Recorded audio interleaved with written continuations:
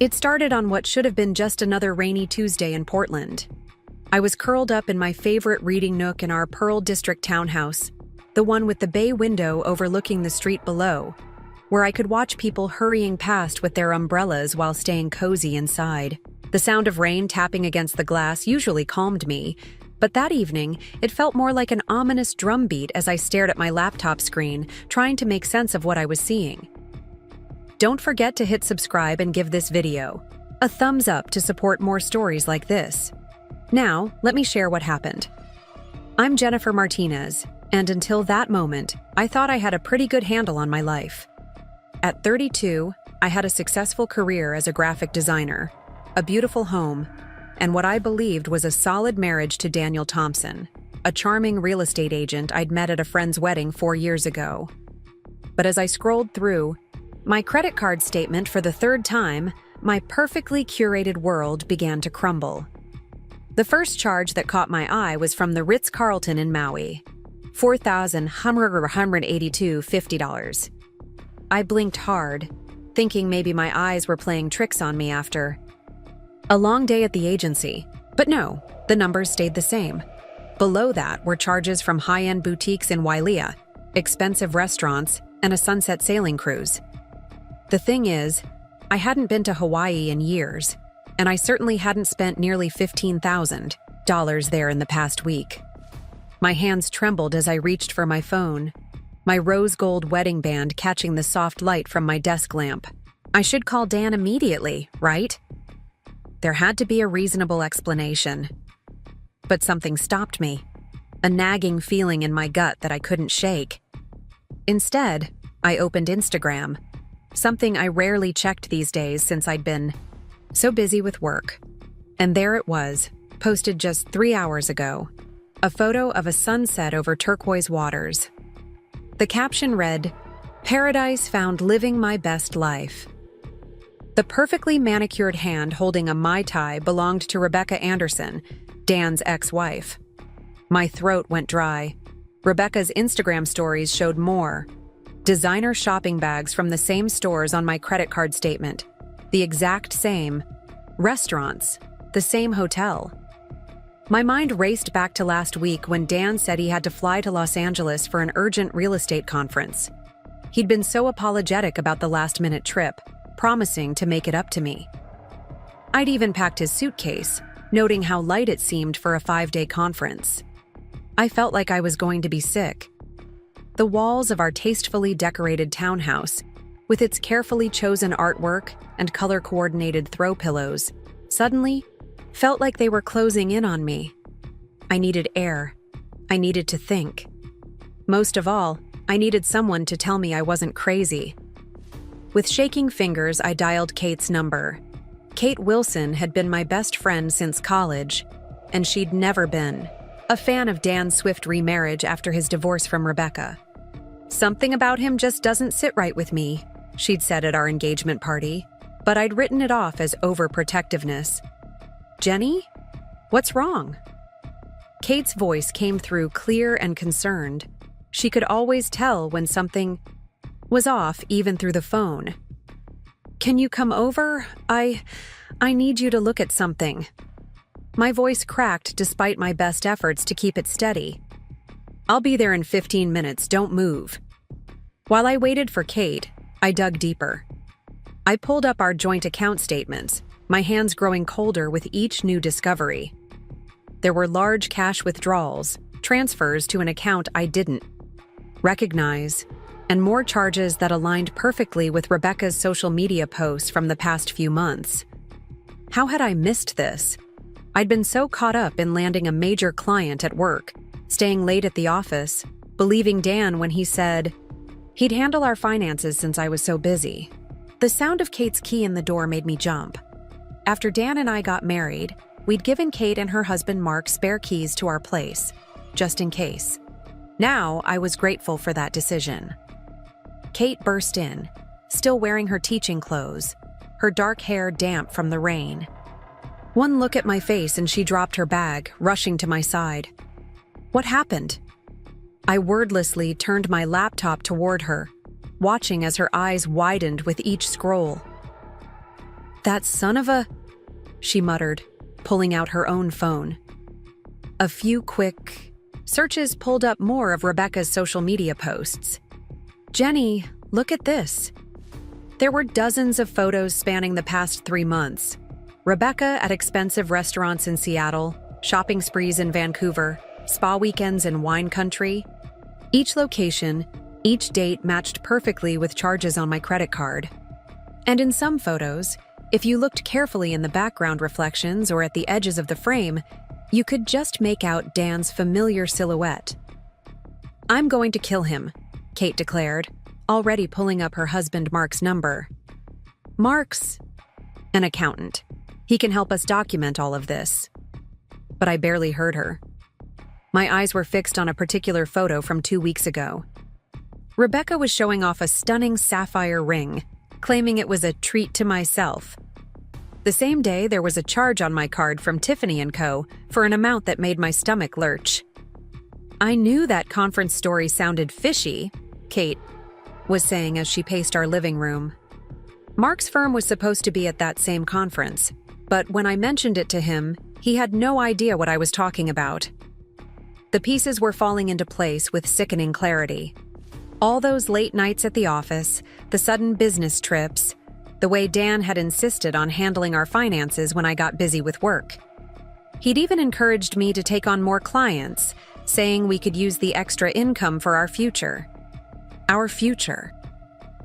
The thought made me laugh, a hollow sound that scared even me. Jenny? Kate's voice was gentle now as she sat beside me. What do you want to do? I stared at the photo of Rebecca with my ring, because that's what it was, wasn't it?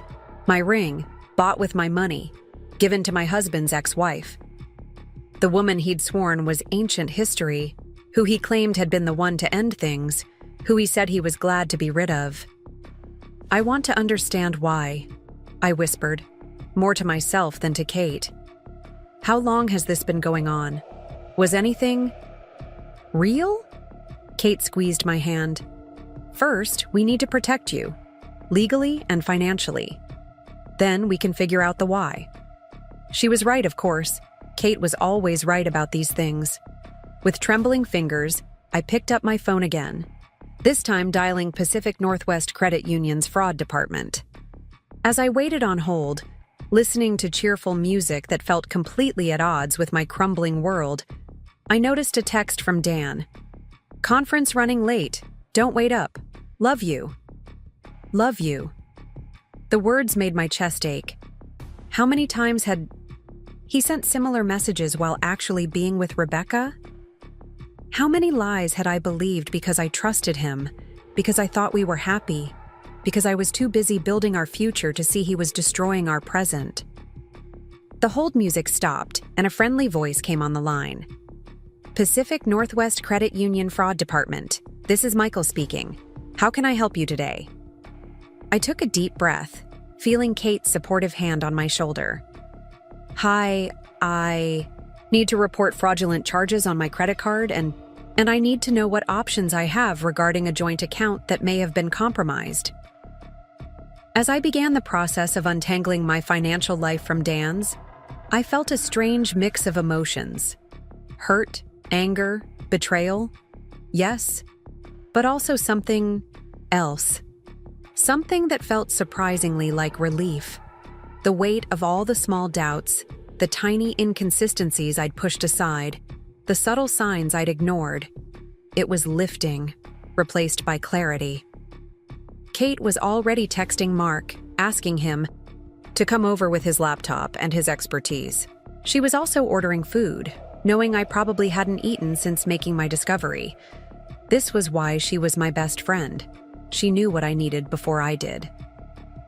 Jenny, she said softly as I hung up with the bank, you should check your other cards too, and your savings account. She was right again. By the time Mark arrived with his laptop and 3 bags of Thai food from our favorite place on 23rd Avenue, we'd discovered the full extent of Dan's betrayal. It wasn't just the credit card. He'd been systematically moving money from our joint savings into a separate account, One that I quickly learned was being used to fund a lavish lifestyle with Rebecca that I never knew existed. Mark, bless him, took one look at the financial records and went into full accountant mode. "This is actually good," he said, already creating spreadsheets. "The clearer the paper trail, the better for you legally." Legally? The word felt foreign in my mouth. Was that where this was heading? "Jenny," Kate said gently, "he's stealing from you. This isn't just about the marriage anymore. This is fraud." Fraud. Another word that didn't feel real. How had my life turned into something that involved words like fraud and legal action? Just this morning, I'd been worried about client presentations and whether to try that new coffee place near the office. A notification popped up on my phone, another Instagram post from Rebecca. This time it was a photo of a sunset beach, yoga pose with the caption, "Finding my peace." Sometimes you have to let go of your past to embrace your future. Let go of your past. The irony would have been funny if it wasn't so painful. Preparing and narrating this story took us a lot of time, so if you are enjoying it, subscribe to our channel. It means a lot to us. Now back to the story. Rebecca wasn't letting go of anything. She was actively participating in destroying my present while using my money to fund her future. "I need some air," I announced suddenly, standing up from the dining table where we'd spread out all the evidence of my unraveling life. Kate and Mark exchanged worried glances. "I'll come with you," Kate offered, but I shook my head. "I need a minute alone. Just stay here and keep working on the documentation, please?" They reluctantly agreed, making me promise to keep my phone on and not go far. I grabbed my rain jacket and headed out into the evening, the persistent Portland drizzle matching my mood perfectly. As I walked along the wet sidewalks of the Pearl District, past the artisan coffee shops and boutique storefronts that had always made me feel so sophisticated and established, I tried to make sense of it all. When had it started? Had Dan ever really loved me? Or had I just been a convenient source of income? Was Rebecca laughing at me in all those Instagram posts, knowing she was spending my money? My phone buzzed again. Another text from Dan. "Missing you. Can't wait to be home." I stopped walking, staring at the message through blurring eyes. The casual cruelty of it, the easy lies, it all hit me at once. I found myself outside the daily grind, where Dan and I had our first date. Through the window, I could see couples, sitting close together, sharing warm drinks and intimate conversations, trusting each other with their hearts just like I had. That's when I made my decision. I wasn't going to cry, wasn't going to beg for explanations or closure. Dan and Rebecca thought they had it all figured out, thought they were so clever with their scheme, but they had no idea who they were dealing with. I pulled out my phone one last time, opening my banking app. In less than 5 minutes, I'd transferred every penny from our joint accounts into a new account the bank had helped me set up earlier. Let Dan try to explain to Rebecca why her next expensive dinner wouldn't go through. Then I took a deep breath, squared my shoulders, and headed back to my townhouse where Kate and Mark were waiting. I had work to do, a plan to make, and a life to reclaim. They say you never really know someone until you divorce them. But sometimes you don't really know them until you check your credit card statement. If you want to know what happened next, and how I turned this betrayal into the best thing that ever happened to me, make sure to hit that subscribe button. Trust me, you won't want to miss what comes next. Rain pelted against the windows of Kate and Mark's craftsman house in Laurelhurst as we spread documents across their antique dining table. The warm glow of pendant lights cast shadows over bank statements, credit card bills, and printed screenshots that told a story more twisted than I'd initially imagined. Mark's laptop screen glowed with elaborate spreadsheets, each tab revealing a new layer of financial deception. "Look at this pattern," Mark said, pointing to a series of transactions. "Every third Friday, there's a transfer of exactly $2,750 to an account we haven't traced yet. It's been happening for 8 months." He adjusted his glasses, frowning at the screen. The amounts are specific enough to avoid automatic fraud detection, but large enough to build up significantly over time. Kate leaned over his shoulder, her teacher's planning notebook now repurposed for documenting our findings. And these transfers always happen right after Jenny's biggest client payments clear. He's been watching your income patterns. The realization hit me like a physical blow. While I'd been pulling late nights at the agency, proud of growing my client base, Dan had been methodically monitoring my earnings, calculating exactly how much he could siphon away without raising suspicions. I thought of all the times he'd encouraged me to take on more work, claiming we needed to build our nest egg. Now I understood. I'd been building a nest egg all right, just not for us. There's something else, Mark said, clicking to a new tab. These charges at Harbor Light Restaurant, they're not just random dates. He pulled up my calendar app, which I'd given him access to in the spirit of full disclosure. Every time you had a late client meeting marked in your calendar, there's a corresponding charge at Harbor Light. Always for 2 people, always with an expensive wine purchase. The pieces clicked into place. Harbor Light was where Dan had proposed to me. The thought of him taking Rebecca there, to our special place, made my stomach turn. But the methodical nature of it was what truly chilled me. He'd turned my busy work schedule into opportunities, using my career success to fund his double life. Kate disappeared into her kitchen, returning with a fresh pot of tea and her signature determined expression. We need to dig deeper into Rebecca's social media. Not just Instagram, everything. If they've been this calculated with the money, they've probably left other traces. For the next 3 hours, we documented everything. Rebecca's Facebook check-ins matched perfectly with unexplained charges on my cards. Her LinkedIn showed she'd recently become a private wellness consultant with a suspiciously vague business description. When we cross-referenced the dates of her business registration with my accounts, we found a large withdrawal that exactly matched typical incorporation fees. I think, Mark said slowly, they've been using your money to set up some kind of business front. Look at these recurring transfers to Zen Life LLC. That's got to be connected to her new venture. My phone buzzed with a text from Dan. Conference wrapping up tomorrow. Picked up something special for you. The casual audacity of his lies made me feel slightly hysterical. Something special? Like the sapphire ring he'd bought for Rebecca.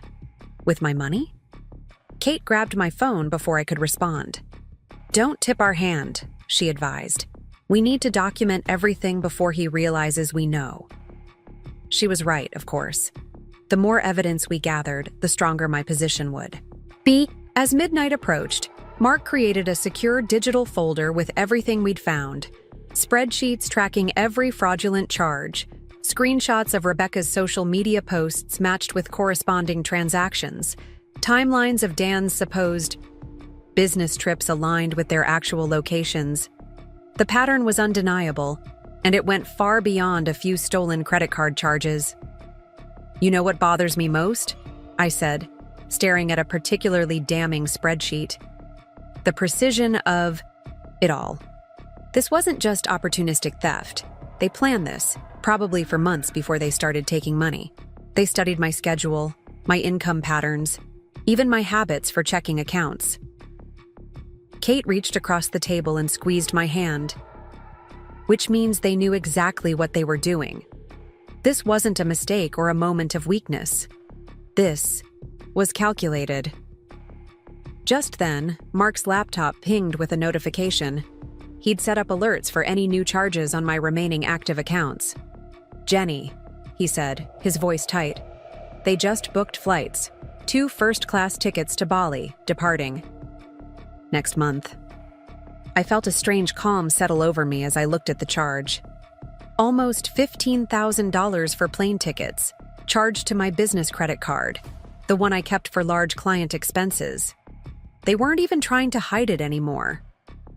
That's it, Kate declared, pulling out her phone. We're calling Patricia first thing tomorrow. Patricia Chen was the best divorce attorney in Portland, known for handling high-profile cases involving financial fraud. Kate had already reached out to her office earlier, but now it felt urgent.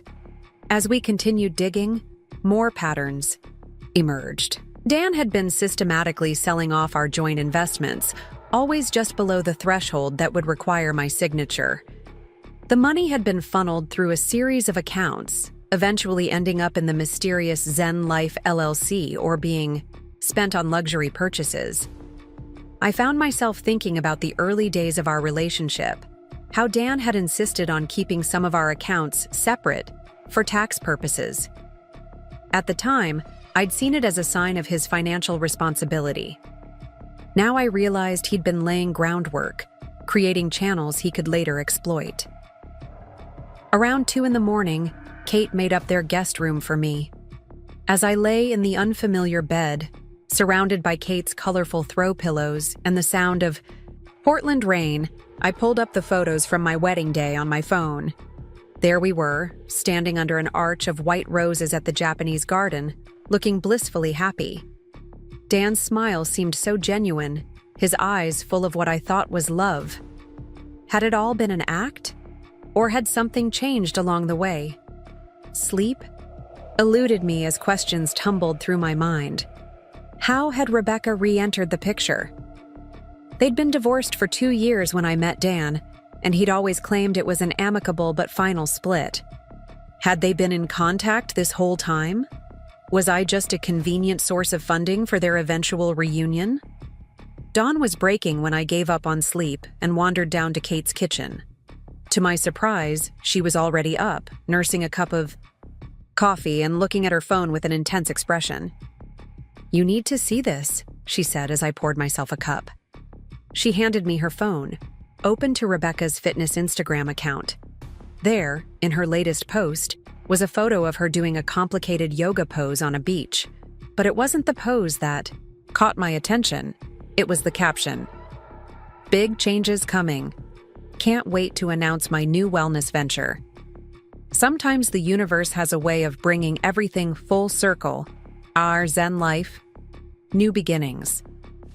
The post was time-stamped just hours ago, which meant while I was uncovering their fraud, they were already planning their next move.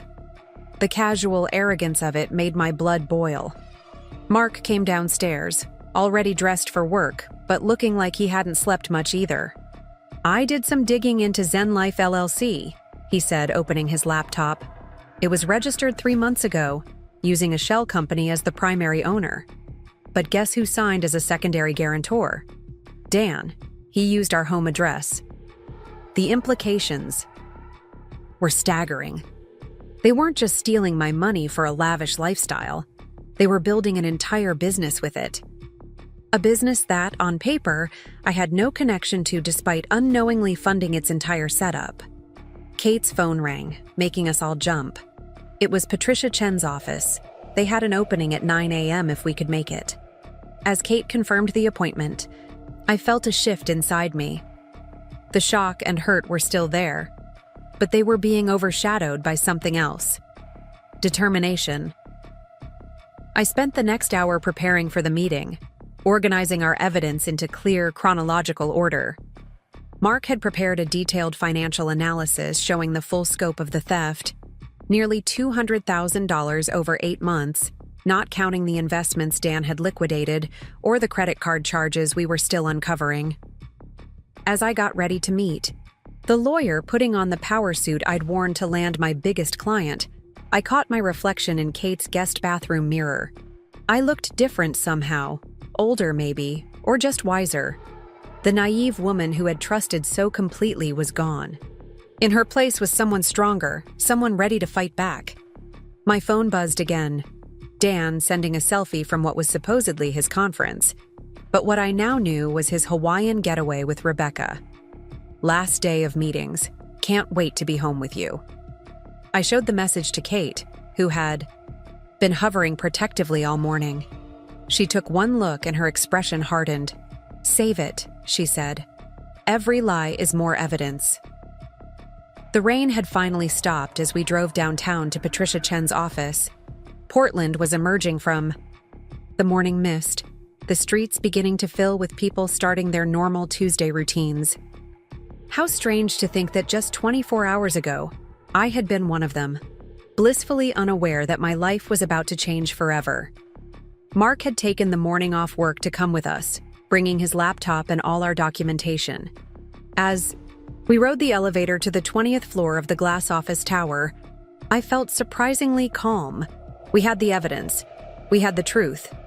Now it was time to use it. Patricia Chen's office was exactly what you'd expect from Portland's top divorce attorney. Sleek, modern, with stunning views of Mount Hood in the distance. The woman herself was a sharp contrast to her serene surroundings. Intense, focused, and radiating efficient energy. "Tell me everything," she said after the introductions were complete. "And please, don't leave out any details. In cases like this, it's often the small things that matter most." So I told her everything, from the first discovered credit card, charges to the complex web of financial manipulation we'd uncovered. Mark presented his analysis, and Kate contributed her observations about patterns in Dan and Rebecca's behavior. Patricia listened intently, taking notes and occasionally asking clarifying questions. When we finished, she looked up with a slight smile that somehow managed to be both professional and predatory. "Mrs. Thompson," she said, "I want you to know that you've done exactly the right thing by gathering all this evidence before confronting your husband. Most people in your situation act emotionally first, which often allows the perpetrator to hide assets or destroy evidence." She paused, reviewing Mark's spreadsheets again. "What we have here is more than just marital fraud. This crosses into criminal territory." The word criminal echoed in my head. Despite everything we'd uncovered, I hadn't quite allowed myself to think of Dan as a criminal. A liar, yes. A cheater, absolutely. But a criminal? "Here's what we're going to do," Patricia continued, her tone brisk and confident. "First, we're going to file for emergency orders to freeze all your joint assets. Then, we're going to document everything. Every charge, every transfer, every lie. We'll build a case so solid that when we finally confront him, he'll have no choice but to cooperate." As Patricia outlined our strategy, I felt a weight lift from my shoulders. This wasn't just about my broken heart anymore. This was about justice, about consequences, about standing up for myself. "One more thing," Patricia added as our meeting drew to a close. "Don't underestimate how desperate they might become when they realize their scheme is exposed. People who are capable of this level of deception can be dangerous when cornered." I thought about Dan's carefully constructed lies, the methodical way he'd exploited my trust, the calculated precision of his theft. Yes, I realized, he could be dangerous. But so could I. He just didn't know it yet. The moment everything truly shattered wasn't in Patricia Chen's sleek downtown office, or at Kate's dining room table surrounded by evidence. It happened at Zenflow Yoga Studio on a quiet Wednesday afternoon. I hadn't planned to be there. In fact, I'd been avoiding this part of the Alberta Arts District since discovering Rebecca's connection to it, but my usual route home was blocked by construction, forcing me to detour past the very place I'd been trying to ignore. I might have driven right past it if I hadn't noticed Dan's car parked in the back lot. His silver Tesla, bought with what I now knew was partly my money, sat there in broad daylight when he was supposed to be in Seattle for a real estate closing. The sight of it stopped me cold. Through the studio's large windows, I could see a class in session. Rebecca was at the front, leading a group through sun salutations, her designer yoga wear probably purchased with my credit card. But it was the banner behind her that made my blood run cold. Zen Life Wellness Center, grand opening next month. The same Zen Life LLC that had been siphoning money from my accounts. The same business that Dan had secretly co-signed for. Only now it wasn't just a suspicious name on a bank statement. It was real, tangible, and right in front of me. I pulled into the coffee shop parking lot across the street, my hands shaking as I cut the engine. Part of me wanted to storm in there to confront them both, but Patricia's words echoed in my mind. Don't let them know you're onto them. Not until we have everything in place. So instead, I sat and watched. The class ended, and students began filtering out. A few lingered, chatting with Rebecca, handing her what looked like pre-registration forms. She was already selling memberships for the new center. My money was literally funding her fresh start, her new business venture, her entire future. Then, Dan emerged from the back office, and the scene that unfolded before me was like watching a movie about strangers. He wrapped his arms around Rebecca from behind, kissing her neck as she laughed and leaned into him. They looked happy, comfortable, like this was their normal, everyday routine. My phone buzzed, a text from Dan. Closing running late. Grab dinner without me? The casualness of his lie, sent while he stood there embracing his ex-wife, made something break inside me. This wasn't just about money anymore. This was about years of calculated deception, about two people systematically dismantling my life while building their own. I don't remember driving to Kate's house. I just remember finding myself on her porch, barely able to breathe. She took one look at my face and pulled me inside, past her surprised husband who was just getting home from work, and into their cozy kitchen. I saw them, I managed to say, my voice sounding strange even to my own ears. At her yoga studio. They're not even hiding it anymore. Not from anyone except me.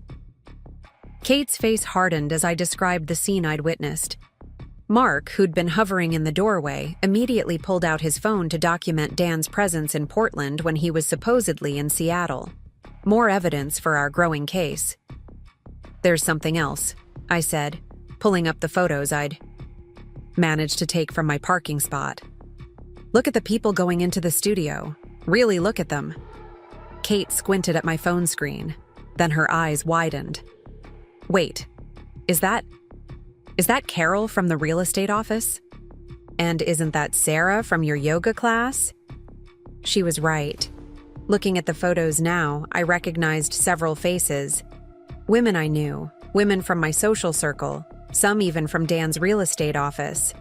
They weren't just random yoga students. They were people from my life, people who must have known about Dan and Rebecca's relationship. How many people knew? I whispered, more to myself than to Kate and Mark. How long have I been the only one who didn't know? Mark cleared his throat uncomfortably. Jenny, there's something else you should see. He opened his laptop, pulling up a local business newsletter. I was going to wait until we had more information, but, well, look. There it was, in black and white, a small announcement about upcoming businesses in the Alberta Arts District. Zen Life Wellness Center, a joint venture between renowned yoga instructor Rebecca Anderson and successful real estate agent Daniel Thompson, promises to bring a revolutionary approach to wellness and mindful living to Portland. The article was dated 3 months ago. While I was planning our anniversary dinner, they were giving interviews about their business venture. While I was working late to build our future, they were building their own. With my money, my connections, my life.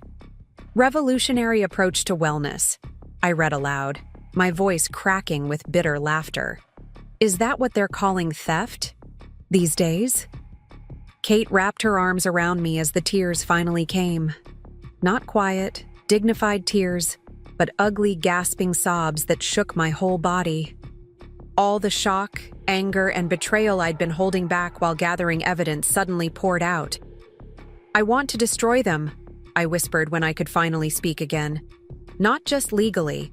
I want everyone to know what they did, how they lied, how they stole, how many people they hurt.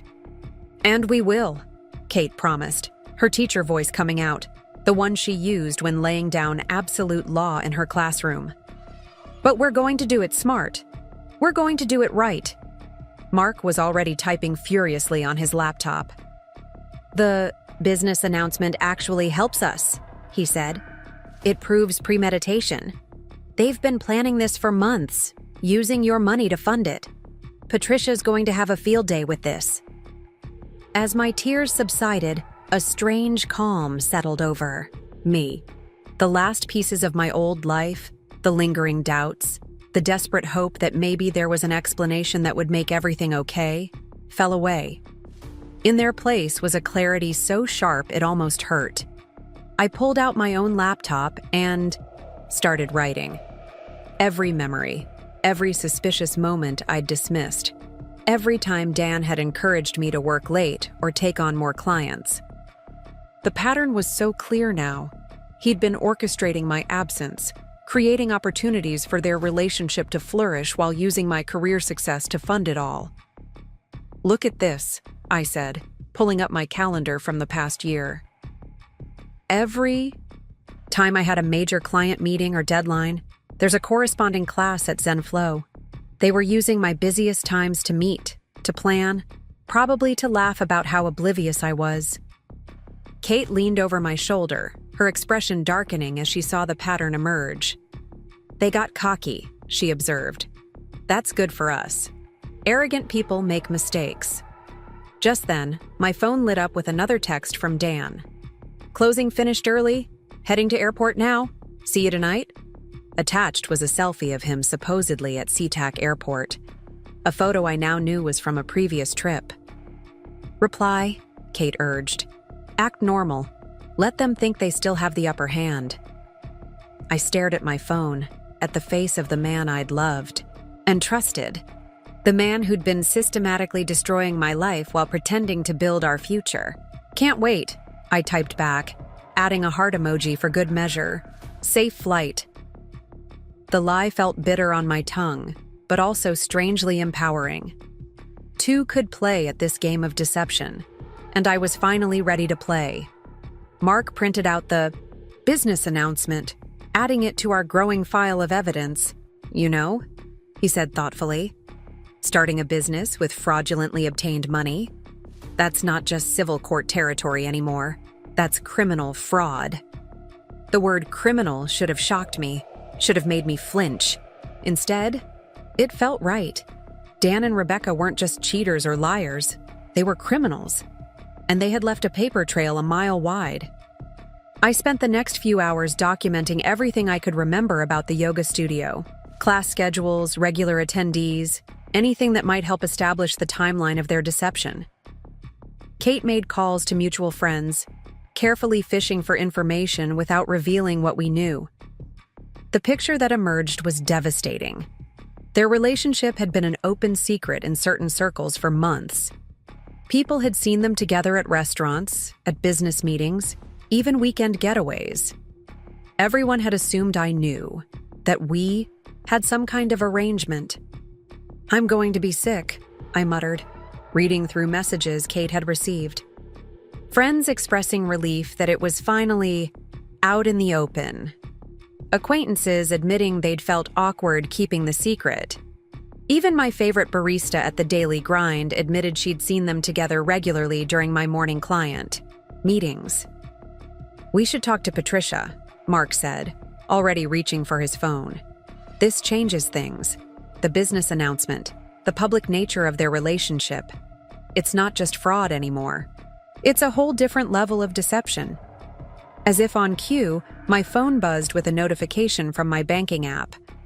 Another large transfer had just been attempted from our joint account to Zen Life LLC. They were getting bolder, less careful, about covering their tracks. "Let it go through," I said, surprising myself with how steady my voice sounded. "Let them think everything's fine. Let them keep digging their hole deeper." Kate looked at me with a mixture of concern and admiration. "Jenny, are you sure? They're taking more of your money." I nodded, a plan forming in my mind. Every transaction is more evidence. Every public appearance together is proof of their deception. Let them think they're winning. It'll make the fall that much harder when it comes. Just then, another text. From Dan. "Just landed. Traffic's bad. Might be another hour." I knew without checking that his location sharing would show him somewhere between Seattle and Portland, carefully orchestrated to support his lie. I thought about him and Rebecca, at the yoga studio, planning their future with my money. I thought about all the people who had known, who had watched me work myself to exhaustion while they funded their secret life with the fruits of my labor. "You know what the worst part is?" I said to Kate and Mark. "They're not even trying. That hard to hide it anymore. They're so confident in their lie, so sure of their control over me, that they're literally building a business together in my own city." Kate squeezed my hand. "That's their mistake. Pride comes before the fall." I looked at the growing pile of evidence on the table: bank statements, business announcements, social media posts, witness accounts. Each piece alone told only part of the story, but together they painted a picture of betrayal so complete, so calculated, that it took my breath away. "When do we move?" Mark asked quietly. "When do we let them know that their game is up?" I picked up the business announcement, running my fingers over the words that proved how thoroughly I'd been deceived. "Not yet," I said. "Let them have their grand opening. Let them think everything's perfect. Let them feel completely safe and secure." "And then?" Kate prompted. A small, cold smile curved my lips. "And then we show them exactly what happens when you underestimate the woman you're stealing from." I sat in Dr. Sarah Mitchell's sunlit office in the Pearl District, surrounded by tasteful, abstract art and the gentle bubbling of a meditation fountain. My hands were wrapped around a cup of herbal tea I hadn't touched. This wasn't a therapy session. Sarah was one of Portland's most respected forensic accountants and Kate's college roommate. "The level of financial manipulation here is impressive," Sarah said, scrolling through Mark's meticulously organized spreadsheets. "They created a perfect storm, using your busy season at work, your trust in your husband, and your natural tendency to delegate financial matters when overwhelmed. Classic predatory behavior." I watched as she highlighted different sections of the documents, her expert eyes catching patterns we'd missed. "Look here," she pointed to a series of transactions. "They didn't just take your money, they used your credit history, your business reputation to secure additional funding. The Zen Life business loans? They're backed by your assets, not theirs." The revelation hit me like a physical blow. How is that even possible? Sarah's expression hardened. "Because Daniel Thompson is still your husband, with access to your financial information. He used your business's excellent credit rating and assets as collateral. On paper, it looks like a spouse supporting their partner's business venture." A knock at the door interrupted us. Grace Chen, Patricia's younger sister and fellow attorney, entered with a sleek leather briefcase. The Chen sisters were known for tag-teaming cases that crossed the line between civil and criminal law. "I spoke with the bank's fraud department," Grace announced, pulling out her laptop. "They're launching an internal investigation. And Jenny, you're not their only victim." My head snapped up. "What do you mean?" Grace pulled up several documents. 3 other women have reported similar patterns of financial manipulation involving Zen Life LLC, all successful businesswomen, all with connections to either Dan's real estate work or Rebecca's yoga circles. Sarah let out a low whistle. They were running a whole operation. "More like a long con," Grace corrected. "They targeted women with specific financial profiles: successful, busy, trusting. Used the yoga studio to gather information about potential marks. Rebecca would befriend them, Dan would handle their real estate needs, and slowly they'd gain access to their finances. The scope of their deception made me feel dizzy. How did we miss this?" "Because they're good at what they do," Sarah said quietly. "And because they understood something fundamental about successful women.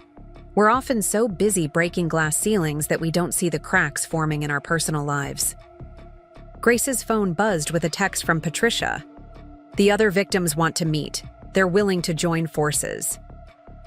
I thought about other women, sitting in their homes or offices, discovering the same betrayal I had, feeling the same shock, the same shame, the same rage.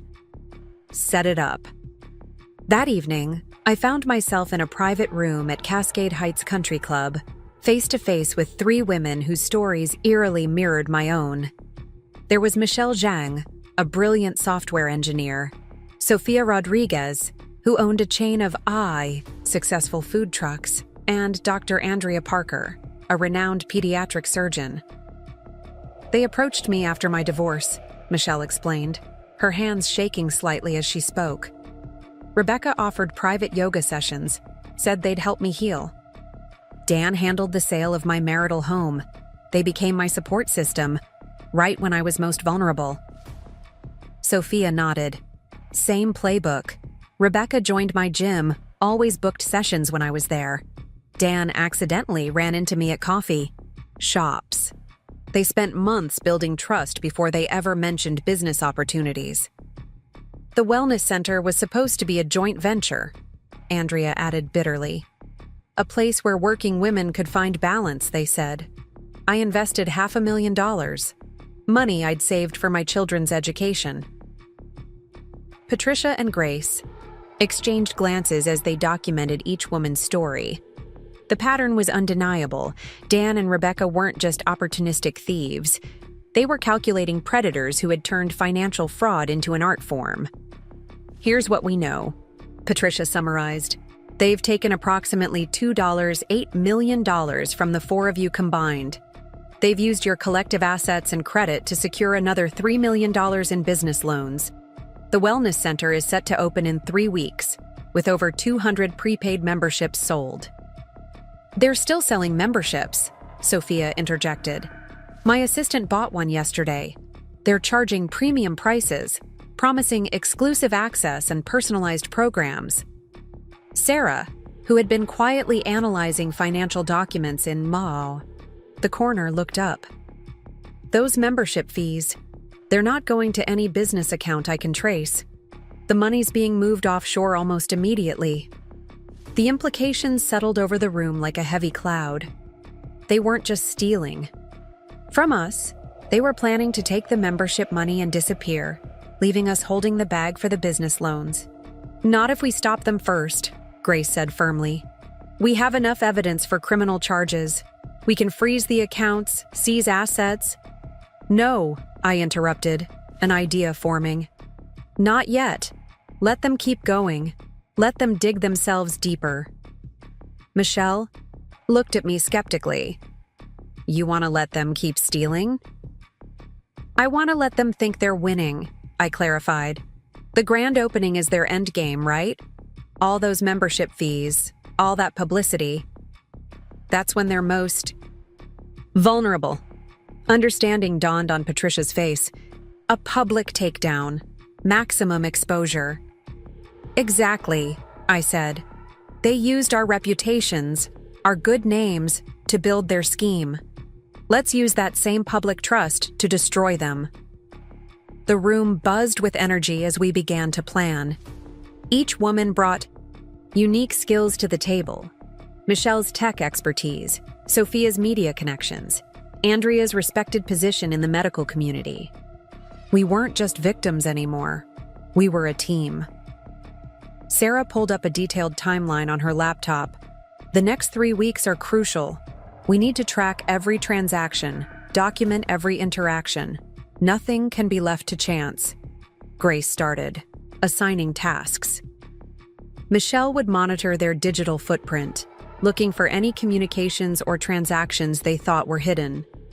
Sophia would use her food truck network to gather intelligence about their movements around the city. Andrea would review all the medical claims they were making about their wellness programs, building a case for fraud. What about me?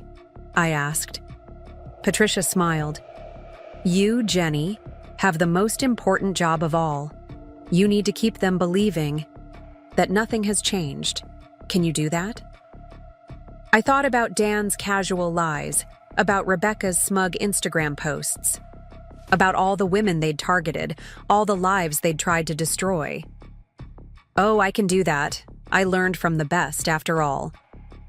As if on cue, my phone lit up with a text from Dan. "Working late again. Beautiful. Don't wait up."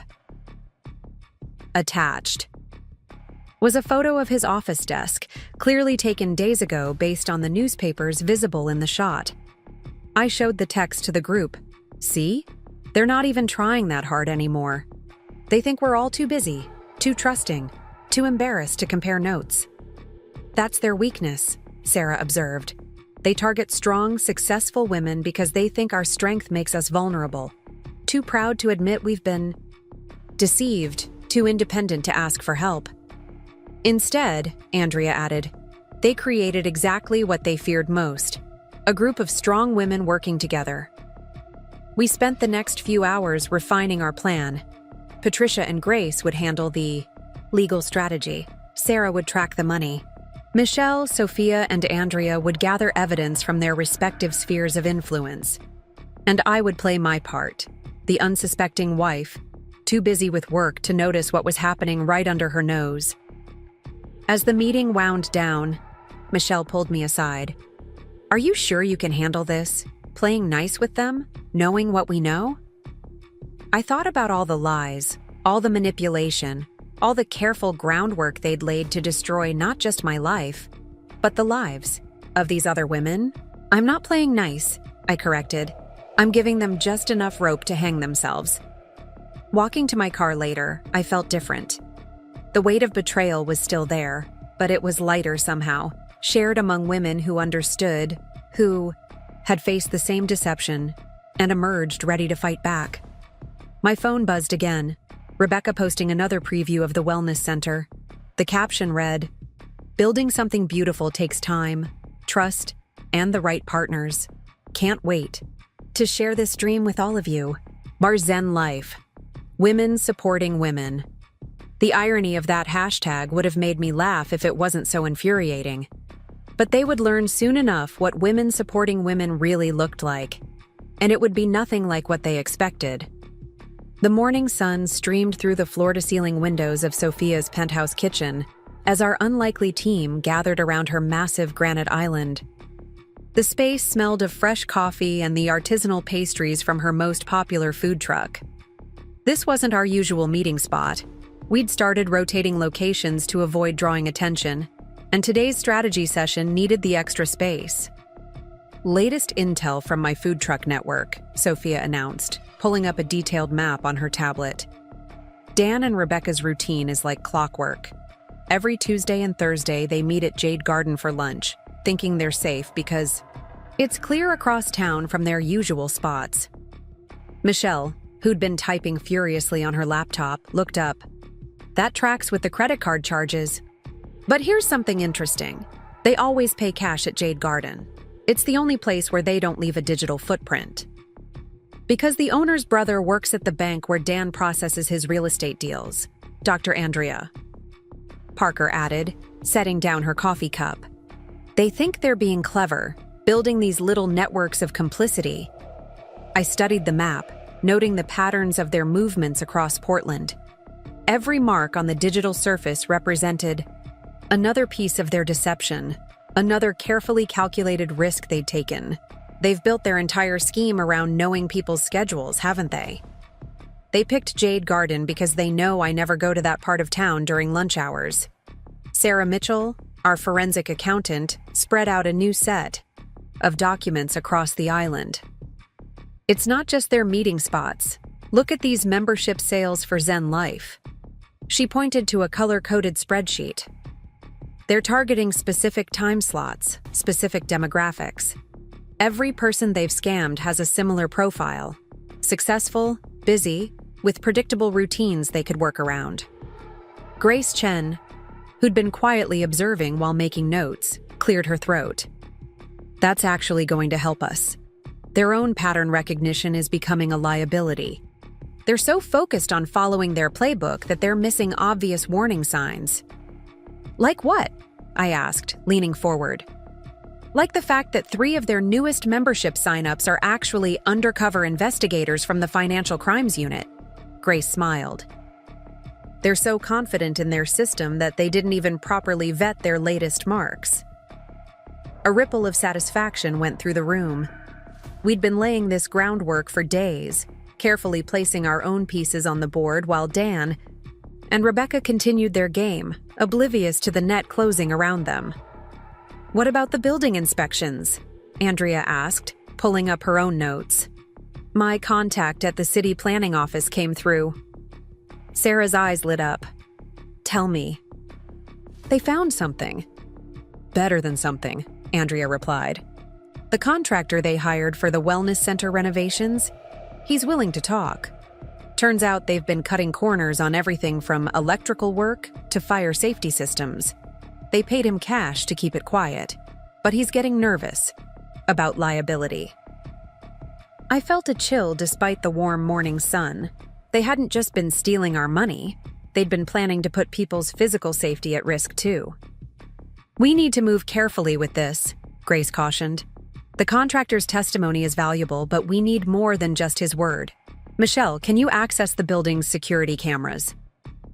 Michelle's fingers flew across her keyboard. "Already on it." They installed a high-end security system last week. Ironically, it's the one thing they didn't cheap out on, but they forgot one critical detail. "What's that?" Sophia asked. "They used my company's software platform to manage it," Michelle grinned. "They have no idea I can see every time they enter or leave the building, every vendor they meet with, every cash transaction they think isn't being recorded." The irony wasn't lost on any of us. Dan and Rebecca had chosen their marks, carefully picking successful women they thought they could manipulate. Instead, they'd handed us the very tools we needed to expose them. "There's something else," I said, pulling up my own phone. "Look at Rebecca's latest Instagram post." The group huddled around my screen. There was Rebecca, posed elegantly in the half-finished wellness center, surrounded by construction materials and wearing a hard hat, like it was a fashion accessory. The caption read, "Building our dreams takes vision, dedication, and the right team. Can't wait to share this transformative space with our founding members." Zen Life, Chacha Women in Business. "The comments section is interesting," Michelle noted, scrolling through. "Look how many of their potential victims are right there, publicly documenting their involvement." Sarah was already adding names to her spreadsheet. "This is good. The more we can prove they were actively promoting the business while knowing it was built on fraud, the stronger our case becomes." "Speaking of proof," Sophia interjected, "my contact at the Portland Business Journal reached out.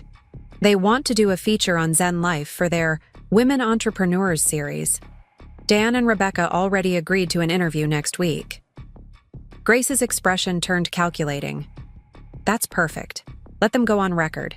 Every claim they make in Bidoritos and Dart, that interview is another nail in their coffin." "But we need to be strategic about timing," Andrea cautioned. "If we move too soon, they might realize we're onto them. Too late, and they could disappear with the membership fees." I stood up, walking to the window that overlooked the city. Somewhere out there, Dan was probably at another real estate showing, telling more lies, building more schemes. Rebecca would be at the wellness center, selling more memberships, weaving more people into their web of deception. 2 weeks, I said finally, turning back to the group. We let them do the interview. Let them sell more memberships. Let them think everything's going according to plan.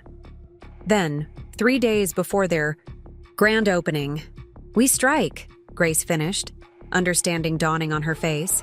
When they're most exposed, most committed, with the most to lose. Sarah started typing rapidly. I can have all the financial documentation ready by then. Every transaction, every fraudulent charge, every misappropriated fund. My team can have the safety violations documented and filed with the city, Andrea added.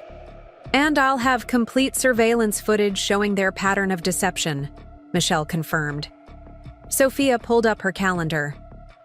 I can make sure. Every food blogger and local business reporter in Portland is there to witness it. Nothing like a public takedown to generate headlines. The energy in the room had shifted from strategic planning to something more potent. The combined force of women who'd been underestimated, manipulated, and betrayed, now turning the tables on those who'd tried to destroy them. My phone buzzed. Another text from Dan. "Missing you. Late meeting tonight, but taking you somewhere special this weekend. Love you." I showed the message to the group. They're planning something big, probably another trip or expensive dinner too. "Keep me distracted." "Let them," Grace advised. "Every charge they make now is just more evidence. Every lie they tell is another charge we can add." "Besides," Michelle added with a grim smile, "they've got the wrong idea about what keeps successful women distracted. We're not too busy to notice when we're being scammed. We're just gathering evidence and waiting for the right moment to strike." As our meeting wound down, each woman had her assignments, her role to play in the complex choreography of justice we were orchestrating. But before we dispersed, Andrea raised her glass of coffee in a toast. "To the women they thought they could fool," she said softly. "And to the reckoning they never saw coming." We all raised our cups, the morning sun catching the determination in each pair of eyes. Dan and Rebecca had built their scheme on the assumption that successful women were too proud, too busy, too isolated to compare notes or ask for help. They were about to learn just how wrong they were. As I drove home later, I thought about all the layers of deception we'd uncovered, all the careful planning that had gone into their scheme. They'd studied our habits, our schedules, our tendencies. They'd used our strength, our focus on our careers, our willingness to trust, our desire to build something meaningful, against us. But they'd forgotten something crucial. Those same qualities that made us good targets. Our intelligence, our determination, our resources, made us even better adversaries. They'd chosen their marks carefully, but in doing so, they'd created their own worst nightmare. A group of powerful women with nothing left to lose and everything to prove. My phone buzzed again, Rebecca posting another update about the wellness center's progress. The caption was pure irony. "Success is sweeter when shared with a community of strong women. Together, we rise." Women empowerment. I smiled, thinking of the community she'd inadvertently created, not the one she'd intended to scam, but the one that would ultimately bring her down. Yes, together we would rise, but not in the way she imagined. The next 2 weeks would require patience, precision, and perfect timing. We'd each play our part, gathering evidence, documenting deceits, building our case piece by piece. And when the moment came, when they thought they were about to achieve everything they'd planned, we'd show them exactly what happens when you underestimate the women you've wronged. Evening shadows stretched across the polished concrete floors of Zen Life's reception area as I stood there, watching Dan and Rebecca through the glass walls of their private office. They hadn't noticed me yet. They never did anymore, so confident in their schemes that they'd stopped watching for threats. From where I stood, I could see them laughing over something on Rebecca's laptop, their heads close together, completely at ease in their deception. I hadn't planned on confronting them tonight. Our carefully orchestrated plan wasn't supposed to unfold for another week. But an hour ago, I'd received an alert from Michelle's monitoring system. They were initiating a massive transfer from our joint accounts, one that would have drained every penny I had left. Some things couldn't. Wait for perfect timing. The electronic lock clicked as I used the entrance code I wasn't supposed to have. The sound made them both look up, their expressions shifting from surprise to carefully constructed warmth in the space of a heartbeat. Professional fraudsters, through and through. "Jenny?" Dan's voice held just the right note of pleased surprise. "What are you doing here, honey? I thought you had that big client presentation tonight." I stepped into their office, noting how Rebecca smoothly closed her laptop, how Dan casually moved to stand between me and their desk. Always coordinated, always in sync, like dancers performing a routine they'd practiced 1,000 times. "Funny thing about that presentation," I said, keeping my voice light. "It got rescheduled. so I thought I'd stop by the bank instead. I pulled out my phone, showing them the transfer notification. Want to explain this? The temperature in the room seemed to drop 10 degrees. Dan's smile flickered but held. Oh, that? Just moving some funds around for the business. You know how it is with startups. Cash flow can be tricky. Tricky, I repeated. Is that what we're calling theft these days? Rebecca stood up, her designer yoga wear somehow making her look both athletic and predatory. Jenny, I think you're confused. Daniel and I are business partners. The transfers are completely legitimate. Business partners, I echoed, letting out a small laugh. Is that all you are? Because the security footage from the Pacific Grand Hotel last weekend tells a different story. They exchanged a quick glance. So fast I would have missed it, if I hadn't been watching for it. Dan stepped forward, hands raised in a placating gesture. Honey, you're obviously upset. Why don't we all sit down and talk about this calmly? Like you talked calmly to Andrea Parker when you convinced her to invest her children's college fund? Or to Michelle Zhang when you used her own software, company systems to hide your tracks? I watched their faces as each name landed like a blow. Or maybe we should talk about Sofia Rodriguez and how you used her food truck empire's financial records as a template for your fraud. Rebecca's serene mask cracked first. How do you know about them? I finished for her. Turns out successful women talk to each other. Shocking, I know. Must really throw a wrench in your business model. Dan's demeanor changed instantly, the concerned husband act dropping away to reveal something colder, more calculated. Whatever you think you know, you can't prove anything. And making accusations like this, well, that could be considered defamation. Right, Rebecca? Rebecca nodded, recovering her composure. We have dozens of satisfied clients, Jenny. Respected members of the community who believe in what we're building here. Who do you think people will believe? The supportive husband building a successful business? Or the jealous wife making wild accusations? I smiled, pulling out a USB drive. That's an interesting question. Why don't we ask your contractor about the safety violations you paid him? To ignore? Or the bank about the fraudulent loan applications? Or maybe we should talk to your satisfied clients about where their membership fees are really going. Dan moved with unexpected speed, reaching for the USB drive. But I was faster, stepping back out of his reach. Careful, Dan. The security cameras are watching. Michelle's systems are really quite impressive, when they're not being used to commit fraud, that is. What do you want? Dan's voice was tight, controlled, but I could see fear beginning to crack through his facade. Right now, I want you to cancel that transfer. Then we're going to have a very interesting conversation about asset recovery. Rebecca laughed, but there was an edge of hysteria to it. You're bluffing. You can't prove any of this. I pulled out my phone again, this time opening a secure folder. Bank statements, transfer records, hotel receipts, security footage, email transcripts. Should I go on? I looked directly at Rebecca. By the way, how's that sapphire ring Dan bought you? The one charged to my credit card? She unconsciously touched the ring on her finger, then quickly dropped her hand. Dan stepped forward again, but this time his voice was low, threatening. Think very carefully about what you're doing, Jenny. You have no idea what you're getting into. No, Dan, you have no idea what you got into when you decided to steal from me. From all of us.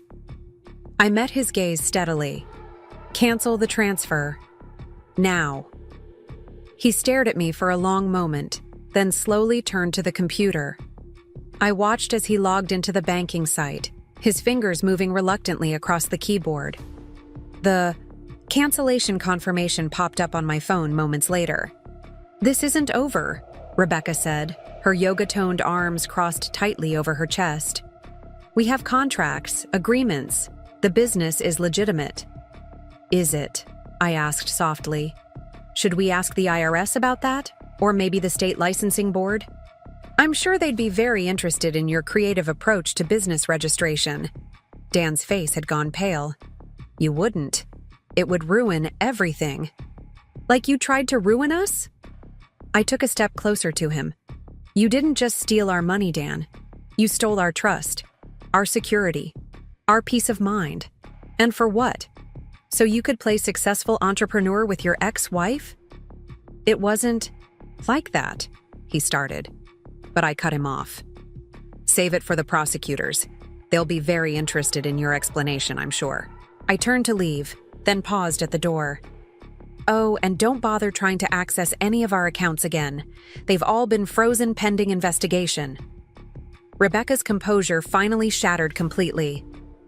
You can't do this. We have commitments, contracts. With money stolen from other women, I finished for her. I wonder how committed your clients will be when they learn the truth about where their membership fees went. Might want to hold off on ordering those fancy yoga mats. As I walked out of their office, I heard Dan call after me. Jenny, wait. We can work this out. Whatever you want, money, a share in the business. I turned back one last time, taking in the scene. Dan with his perfectly tailored suit now wrinkled with stress. Rebecca with her carefully maintained serenity crumbling around her. They looked smaller somehow, less impressive now that their masks had cracked. What I want, I said clearly, is justice. And trust me, that's exactly what I'm going to get. The door closed behind me with a satisfying click, but I didn't leave the building. Instead, I sat down in one of the reception area's overpriced meditation chairs and waited. Within minutes, my phone lit up with messages from both of them. Threats, pleading, attempts at negotiation. I forwarded each message to Grace Chen without responding. Every word they sent was just more evidence, more proof of their desperation and guilt. Through the glass walls, I could see them arguing, gesturing frantically, their perfect partnership fracturing under pressure. An hour passed. They remained in their office, probably trying to figure out how to salvage their scheme. I stayed where I was, a silent sentinel ensuring they couldn't destroy evidence or make any more unauthorized transfers. Finally, Grace's text came through. All accounts secured, restraining orders processed. You can go home now. But I waited a few minutes more, watching as Dan and Rebecca's argument reached a crescendo. Through the glass, I saw him grab his keys, saw her try to stop him. He shrugged her off roughly, so much for their united front. Dan stormed out of the office, barely glancing at me as he passed. Rebecca followed moments later, her yoga-perfect posture now slouched in defeat. Neither of them looked at me as they left, but I could feel the weight of their unspoken threats hanging in the air. Once they were gone, I did one final walkthrough of their office, photographing everything just as Michelle had instructed. The evidence of their fraud was everywhere once you knew where to look. Post-it notes with account numbers, calendars marked with their meeting times, stacks of membership contracts with inflated prices and impossible promises. My phone buzzed. Again, Kate this time. Did it work? I sent her a quick reply. Better than we expected. They cracked faster than we thought they would. Want me to come over? I considered it as I walked to my car. Part of me wanted company, wanted to process everything that had just happened. But another part of me needed time to absorb the reality of what we'd just set in motion. Not tonight. I need to document everything while it's fresh. But tomorrow? You got it. Proud of you, Jen. As I drove home through Portland's evening, traffic, I felt strangely calm. The confrontation had gone almost exactly as we'd planned, but something unexpected had happened too. Seeing them crack, watching their confident facades crumble, had shown me just how weak they really were. They'd built their entire scheme on the assumption that their victims would be too ashamed, too proud, or too busy to fight back. They'd counted on our silence, our isolation, our reluctance to admit we'd been deceived. Instead, they'd created something they never expected. A network of strong women determined to expose their fraud and protect others from falling victim to their schemes. They thought they were hunting lions, but they'd actually walked into a pride. My phone kept buzzing, with messages from Dan and Rebecca, increasingly desperate attempts to regain control of the situation. I ignored them all, focusing on the road ahead. We'd thrown their world into chaos tonight, but this was just the beginning. The real storm was still coming, and when it hit, they'd realize that tonight's confrontation was just a gentle warning breeze compared to the hurricane heading their way. They thought they'd seen me angry? Wait until they met the full force of all the women they'd wronged. Let them spend the night scrambling to cover their tracks, trying to salvage their schemes. We had everything we needed now. Their reactions, their threats, their desperate attempts at damage control. Each move they made just dug their hole deeper. Tomorrow would bring a new phase of our plan, but tonight, I'd accomplished something important. I'd looked my betrayers in the eye and shown them they hadn't broken me. They hadn't even come close. Dawn painted Portland's skyline in shades of rose and gold as I quietly packed the last box in my home office. The townhouse felt different in these early morning hours, not just empty, but hollow, as if it too knew this was the end of something. I'd chosen this time carefully, knowing Dan wouldn't return until later. After last night's confrontation, he'd been frantically calling lawyers, leaving increasingly hostile voicemails that ranged from threats to desperate pleas. Michelle's surveillance system had tracked him to the Riverfront Hotel, where he'd checked in under a business alias. Rebecca had gone dark on social media, her first silence in months. The quiet felt like the eye of a storm, a brief pause before chaos resumed. "That's the last of your crucial documents," Kate whispered, sealing the box with packing tape. We'd been working since 3 a.m., methodically removing every trace of my business and personal papers from the house. Not running away, strategic repositioning, as Grace called it. A soft knock at the front door made us both freeze, but it was only Sophia with her food truck's early morning coffee delivery. "Thought you could use this," she said, setting down a carrier of artisanal lattes. My driver's report Dan still at the hotel, looking pretty rough. He tried to access the business accounts 4 times overnight. I took a sip of the perfectly crafted lavender latte, letting its warmth steady my nerves. "Any word from Rebecca?" "Actually, yes."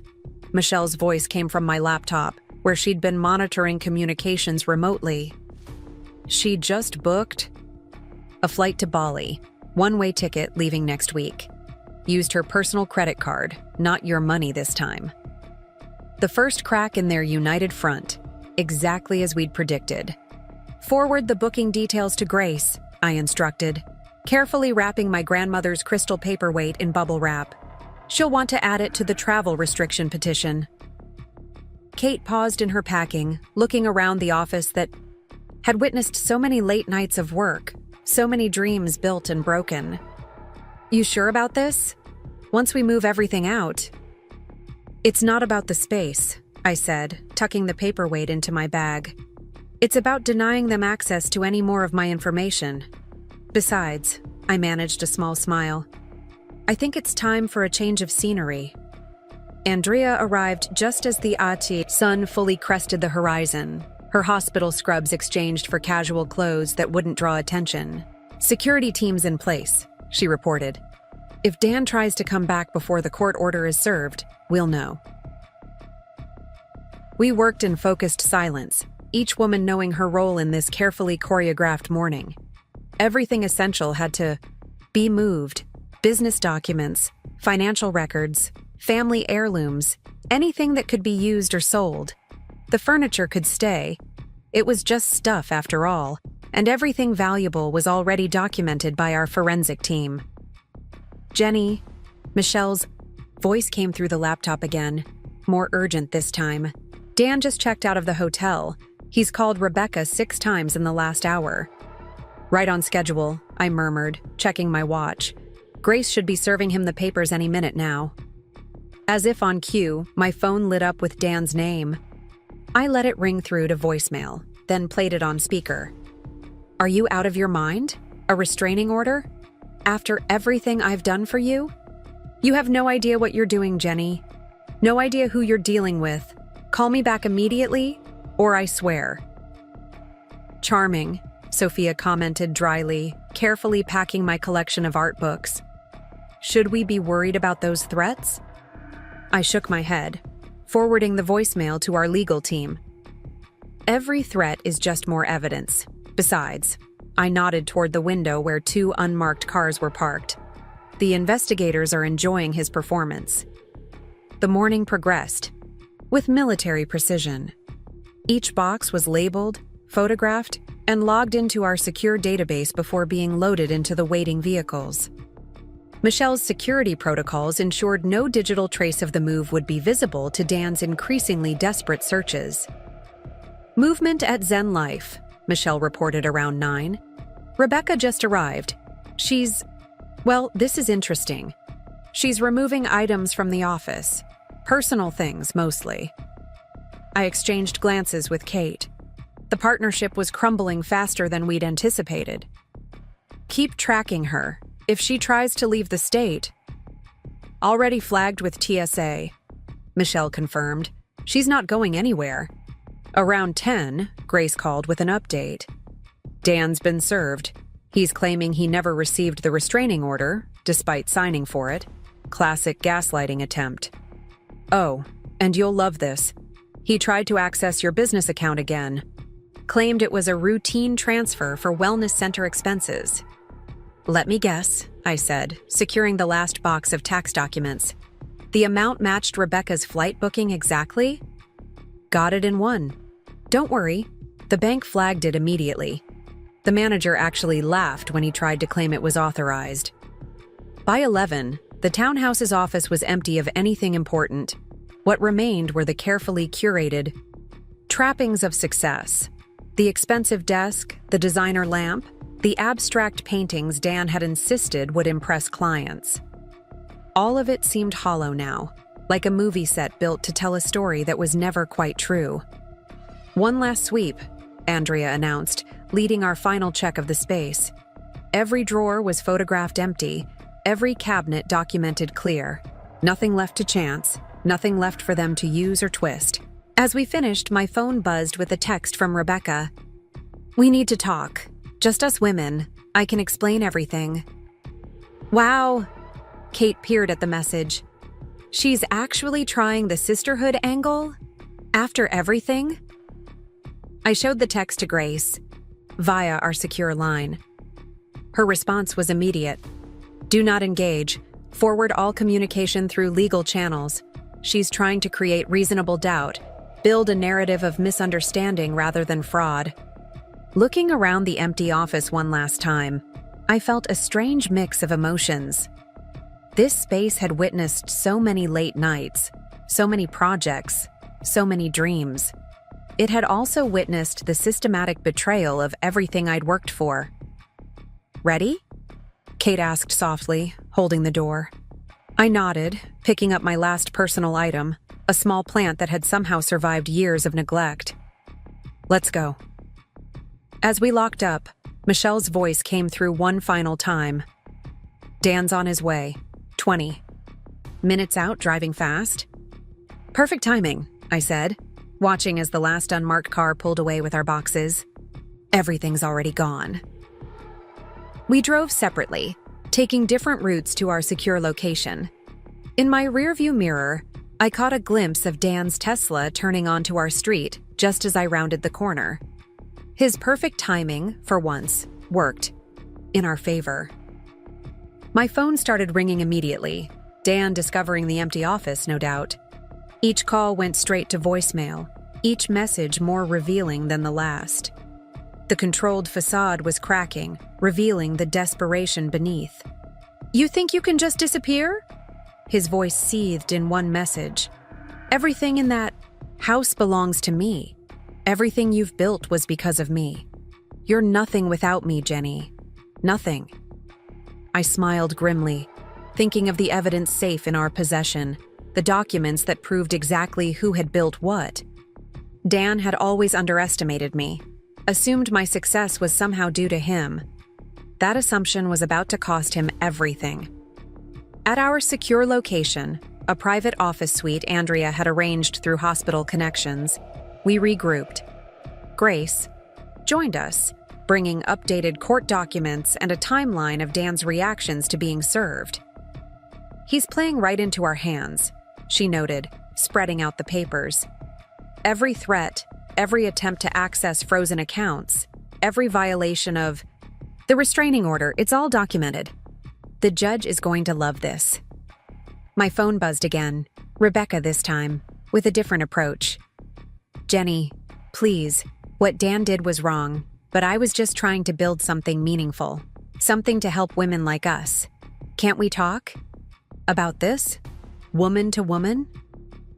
"Forward that to the group chat," Michelle instructed. "The timestamps match perfectly with their meeting at Jade Garden 10 minutes ago. They're coordinating their stories, trying to drive a wedge between the victims." I stared at the message, marveling at its calculated manipulation. Something to help women like us. As if she hadn't systematically targeted and defrauded multiple successful women. As if her wellness center wasn't built on stolen dreams and betrayed trust. "Should we tell her about tomorrow?" Sophia asked, referring to our next planned move. I shook my head. Let them keep thinking they have time to fix this. The harder they try to cover their tracks, the more evidence they create. As evening fell over Portland, we finished setting up our new base of operations. Every document was secured, every piece of evidence cataloged. Our next moves were planned down to the minute, each woman knowing exactly what role she would play. My phone had finally fallen silent. Dan and Rebecca presumably regrouping, planning their next attempt at damage control. Let them plan. Let them think they still had cards to play. Looking around at these strong, brilliant women who had become my unexpected allies, I felt something I hadn't experienced since this whole nightmare began. Peace. We weren't running, weren't hiding. We were preparing. Tomorrow would bring new challenges, new attempts at manipulation and control. But tonight, in this quiet space surrounded by evidence of their crimes and proof of our resilience, I knew we had already won the most important battle. They thought they were chasing a wounded deer, never realizing they'd stumbled into a wolf pack. Their hunt was over. Ours was just beginning. The early autumn rain tapped against the windows of Grace, Chen's downtown office, as we watched Rebecca's latest Instagram live video unfold on the large conference room screen. Her carefully curated backdrop, a corner of Zen Life's meditation room, couldn't quite hide the strain around her eyes as she addressed her followers. "As many of you have heard, there are some unfortunate rumors circulating about our wellness center," she began, her voice carrying that practiced spiritual calm that had fooled so many. "I want to assure our founding members that everything is proceeding as planned. In fact, we're adding some exciting new programs." "Notice how she keeps touching her neck?" Sarah Mitchell pointed out, making notes. "Classic stress tell. She's done it 12 times in the last 3 minutes." The office door opened quietly as Patricia Chen entered, followed by someone I hadn't expected to see, Laura Thompson, Dan's younger sister. Her presence made me sit up straighter, tension crawling up my spine. Laura and I had once been close, sharing Sunday brunches and shopping trips, until she'd mysteriously distanced herself 6 months ago. "Jenny?" Laura said softly, her hands twisting nervously in her lap. I think there's something you need to know." Grace quickly ended Rebecca's live stream replay as Laura took a seat across from me. The rain seemed to grow louder in the sudden silence, matching the pounding of my heart. "I should have told you sooner," Laura began, her voice trembling. "But Dan, he said he'd ruin Mark's career if I said anything." My breath caught. Mark was Laura's husband, a junior partner at Dan's real estate firm. What did he do? "It's not just what he did," Laura's eyes filled with tears.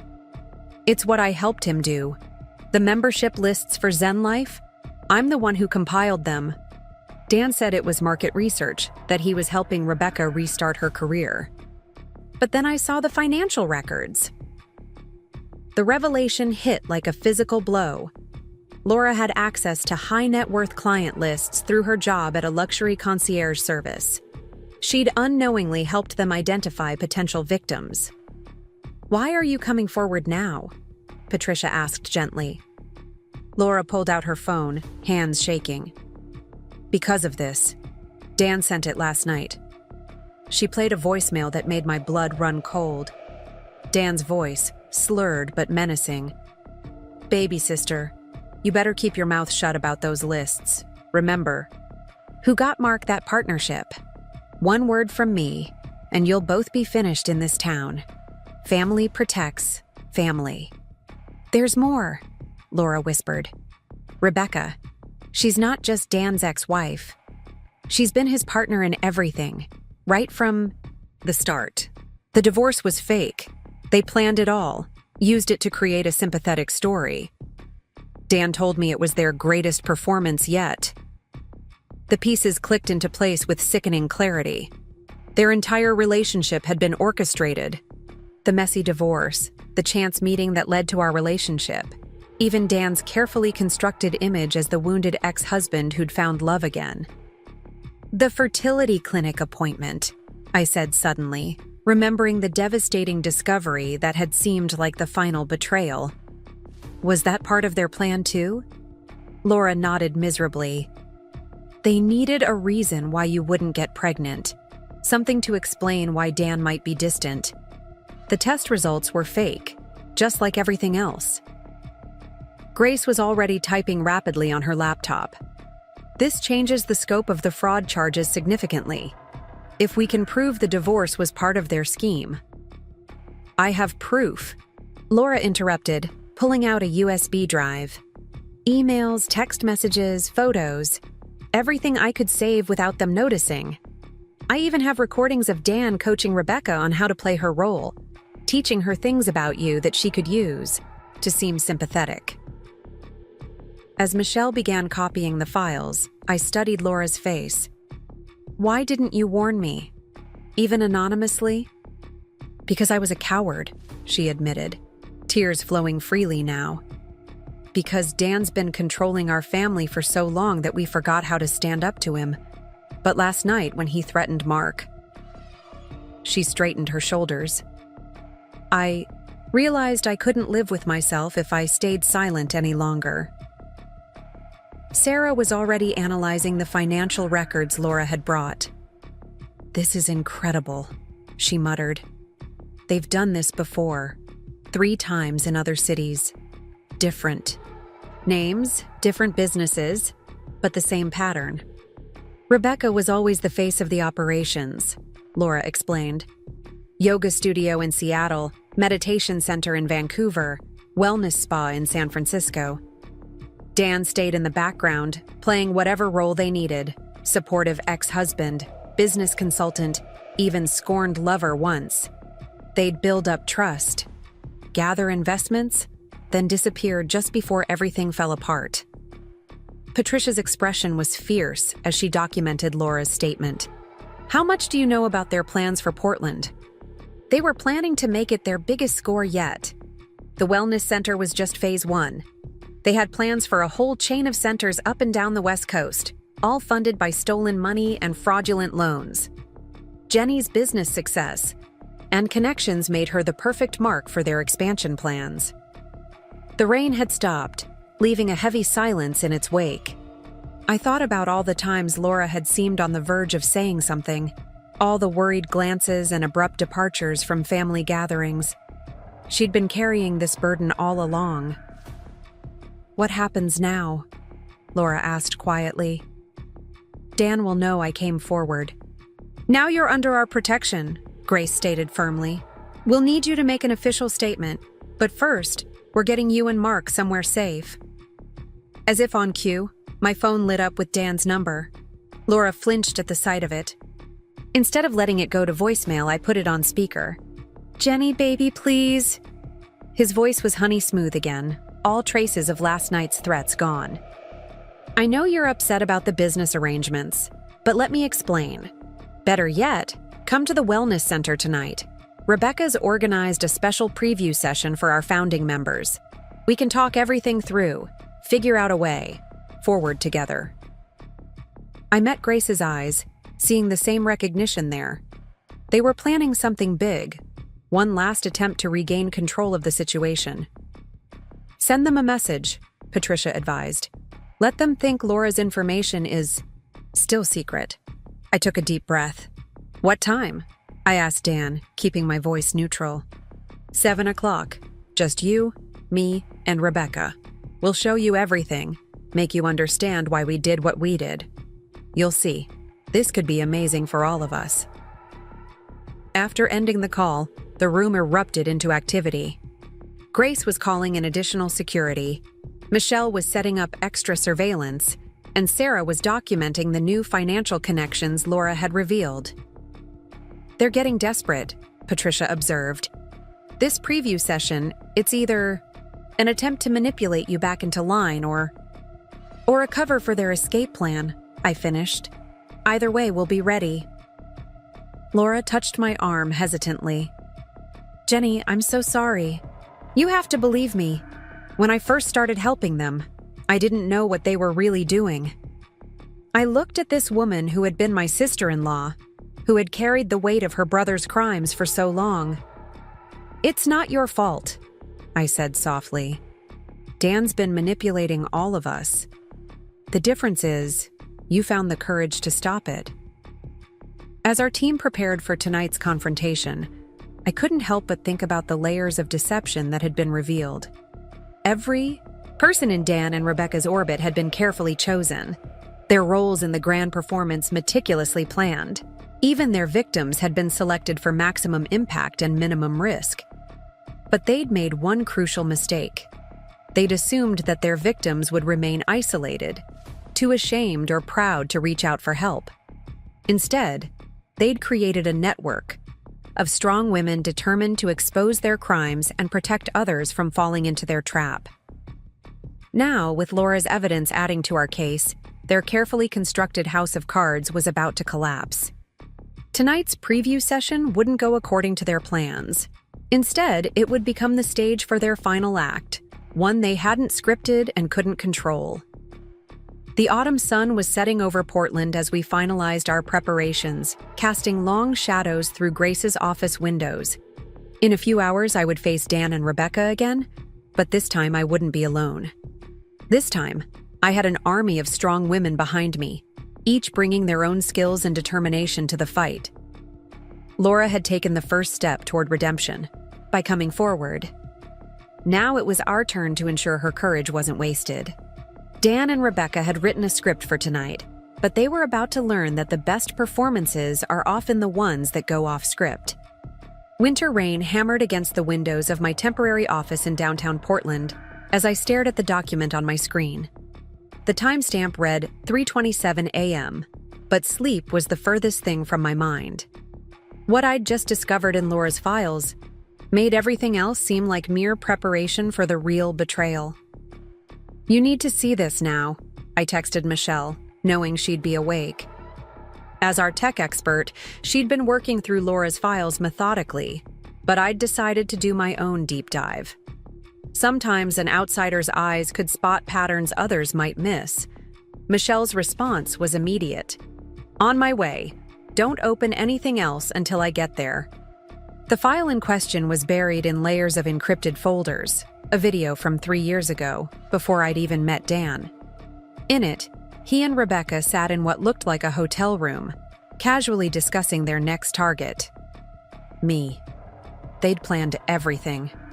Not just the financial fraud or the business scheme, but my entire relationship with Dan. Every moment I'd thought was chance had been carefully orchestrated, down to our accidental meeting at my friend's wedding. Michelle arrived within 15 minutes, her laptop under her arm and concern etched on her face. What did you find? Without speaking, I played the video. Rebecca's voice filled the room. She's perfect, Dan. Self-made success, no family money. To complicate things, just naive enough about relationships to be vulnerable.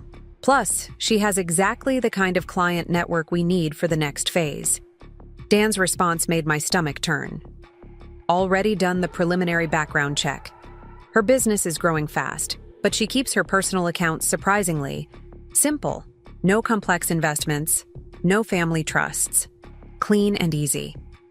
The rest of the video was a detailed dissection of my life, my habits, my vulnerabilities.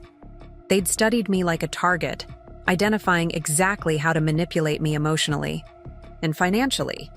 "There's more," I said quietly, opening another folder. "Look at the dates on these documents." Michelle leaned in, her eyes widening as she scrolled through the files. "These incorporation papers for Zen Life. They're from 4 years ago, before you even met Dan." "Exactly. They've been planning this wellness center scheme for years. I wasn't just their mark for money. I was chosen specifically because my client list included everyone they needed for the next phase of their operation." The documents told a story more calculated than we'd imagined. Zen Life wasn't just a fraudulent business. It was the culmination of years of careful planning. They'd built their entire scheme around accessing my network of successful, busy professional women who might be interested in an exclusive wellness center. My phone buzzed.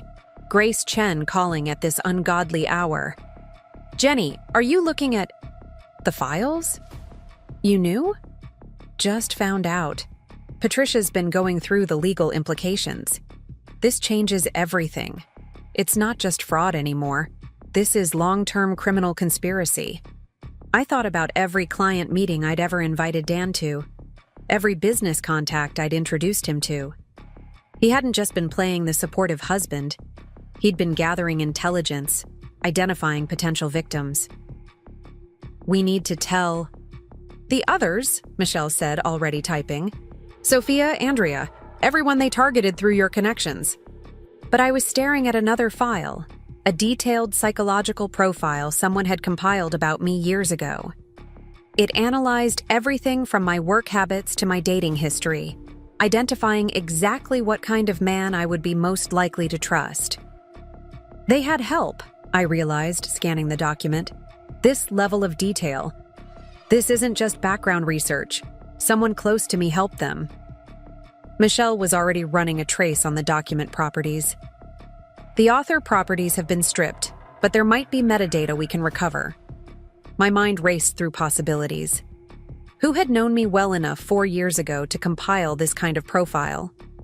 Who had access to such personal information about my patterns, my vulnerabilities? The answer hit me like a physical blow, just as Michelle's recovery program finished running. "No," I whispered, staring at the author name that appeared.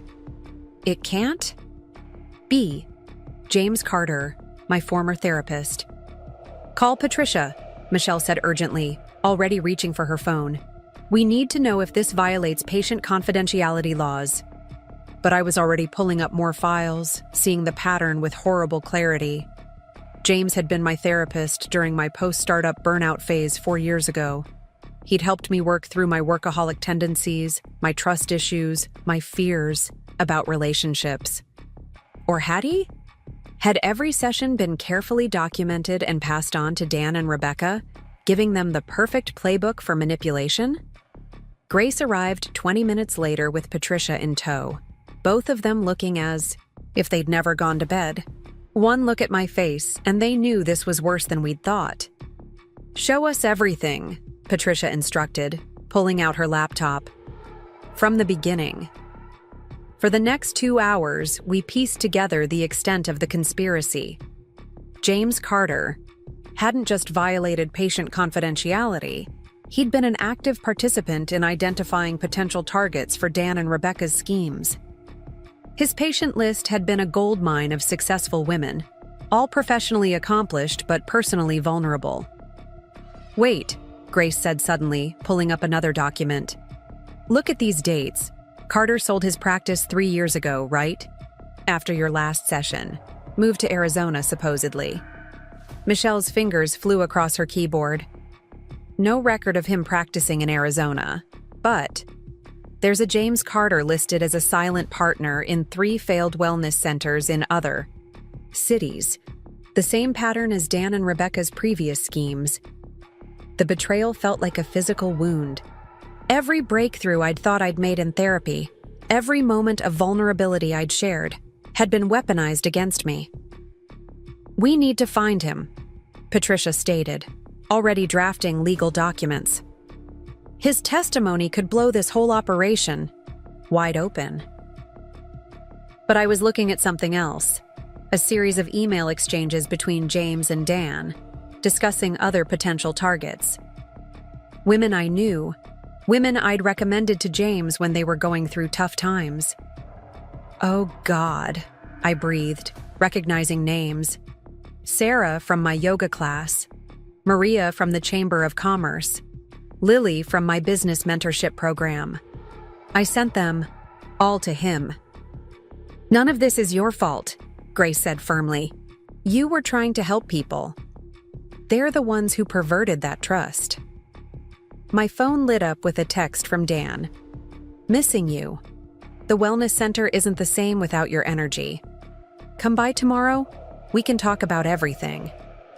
The casual manipulation in his message made me feel physically ill. How many times had he used my own therapy revelations to craft the perfect response to my doubts or fears? "We need to move faster," Michelle said, still scanning through files. "These documents suggest they're planning to launch similar operations in other cities. They've already identified potential targets." Patricia was already making calls, her voice sharp with urgency. "I want every file from Carter's practice subpoenaed. Every patient he referred to Dan or Rebecca needs to be notified. And get me everything on his current location." But I was stuck on one thought. How many other women had been profiled, analyzed, and targeted? How many other therapists might be involved in similar schemes? "Jenny?" Grace's voice was gentle. "What do you want to do?" I looked at the video, still paused on my screen. Dan and Rebecca planning my manipulation years before I'd even met them. Then I looked at the files showing other women they'd targeted, other lives they'd planned to destroy. "We burn it all down," I said quietly. "Not just their current operation, everything. Every scheme, every conspiracy, every person who helped them target vulnerable women." Grace nodded, understanding in her eyes. "It won't be easy. People like Carter, they're good at hiding. But they're not good at staying hidden," Michelle added, her eyes still on her screen. "They get confident, sloppy, like these emails Carter sent from his anonymous account. He used the same password pattern for everything. Give me 2 hours." As the sun began to rise over Portland, we had the beginnings of a new plan. This wasn't just about stopping one fraudulent wellness center anymore. This was about exposing an entire network of predators who used trusted professionals to identify and exploit successful women. My phone buzzed again. Rebecca, this time, with a carefully worded invitation to a healing circle at the wellness center. Every word was calculated to appeal to vulnerabilities James had identified years ago in his therapy notes. "Perfect timing," Michelle murmured, reading over my shoulder. "While they're focused on damage control here, we can start unraveling their operation from the outside." Patricia was already coordinating with law enforcement in other cities, building cases around the previous wellness centers. Grace was drafting documents to freeze assets we hadn't even known existed yesterday. The rain had finally stopped, leaving a strange clarity in its wake. Everything looked different now, not just my relationship with Dan, but every interaction I'd had over the past 4 years. How many conversations had been genuine? How many relationships had been real?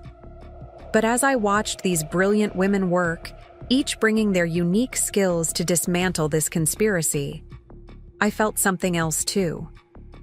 Hope. Not just for justice, but for all the women we might save from falling into their carefully laid traps. "Jenny?" Michelle called softly. "I found something else. A list of their next targets. Women they've been grooming for months.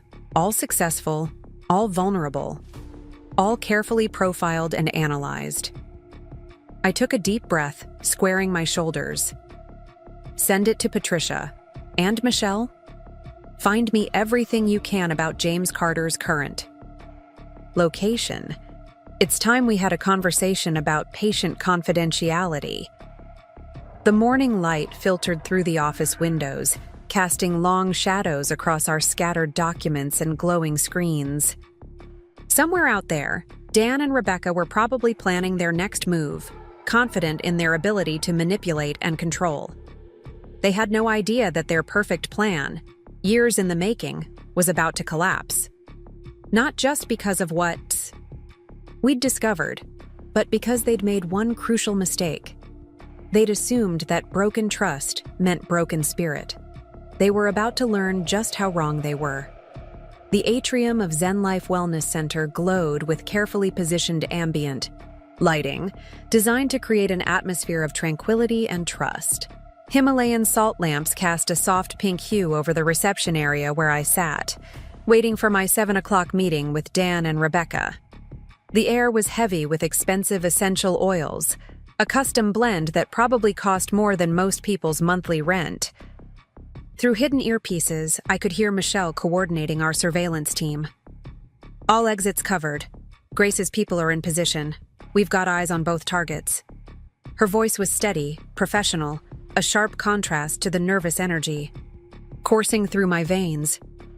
Right on cue, Rebecca emerged from the meditation room, wearing flowing white linen that somehow managed to look both spiritual and calculating. "Jenny, thank you for coming. I know this hasn't been easy." Her voice carried that practiced, gentle tone that had fooled so many others. Dan appeared moments later from his office, his usual confident swagger slightly dimmed. "Honey, you're here. I was starting to worry you wouldn't come." He moved to embrace me, but I stepped back, watching the flash of frustration cross his face. "Let's skip the performance," I said quietly. "I think we all know why I'm really here." Rebecca's serene mask slipped for just a moment. "Whatever. You think you know? How about we start with James Carter?" The name hit them like a physical blow. Dan's face went pale, while Rebecca's perfect posture stiffened. "Or should we discuss the other wellness centers? Seattle, Vancouver, San Francisco?" Those business ventures were completely legitimate, Dan started, but I cut him off. "Save it for the prosecutors. I've seen the videos, Dan. The planning sessions where you and Rebecca mapped out exactly how to manipulate me. 4 years of surveillance and profiling before you ever accidentally bumped into me at that wedding." Rebecca moved then, trying to position herself between Dan and me, a practiced maneuver they'd probably used countless times before. "Jenny, please. You don't understand what's really happening here. We were trying to build something meaningful. By stealing from successful women? By using their therapist's notes against them? Tell me, Rebecca, how many other lives have you destroyed while building your meaningful projects?" Through my earpiece, Michelle's voice came urgently. Movement at the back entrance. 2 more players entering. I didn't need Michelle's warning to sense the shift in the room's energy. The glass doors opened, admitting 2 figures I'd been expecting: James Carter himself, and a woman I recognized from his case files, Elizabeth Morgan, another therapist who'd been feeding them information about potential victims. "Well?" James said smoothly, his familiar therapeutic tone sending chills down my spine. "I see we have some issues to work through." "Dr. Carter," I acknowledged, noting how Dan and Rebecca had automatically shifted to flank him. "How's Arizona?" "Oh, wait. You never actually moved there, did you? Too busy setting up fake wellness centers and violating patient confidentiality." Elizabeth stepped forward, her professional demeanor as practiced as Rebecca's spiritual one. "Jenny, you're clearly experiencing some paranoid delusions. Why don't we all sit down and discuss this rationally?" "Rationally?" I pulled out my phone, playing one of the videos we'd discovered. James's voice filled the atrium. "Target profile indicates high achievement orientation combined with underlying abandonment issues. Classic type A personality with exploitable trust patterns." The color drained from Elizabeth's face as her own voice joined his, discussing how to best manipulate their patients' vulnerabilities. Dan moved toward me, his hand outstretched. "Give me the phone, Jenny." "Or what? You'll threaten me like you threatened your sister. How's that working out for you, by the way?" The mention of Laura made Dan's mask crack completely. "You stupid bitch," he snarled. "You have no idea what you're dealing with. Do you know how many powerful people are involved in this? How far this goes?" "Actually, I do." I smiled as Grace Chen entered through the main doors, followed by 2 FBI agents. "That's why we're not just here about the fraud or the stolen money. This is about systematic exploitation of vulnerable women through compromised mental health professionals."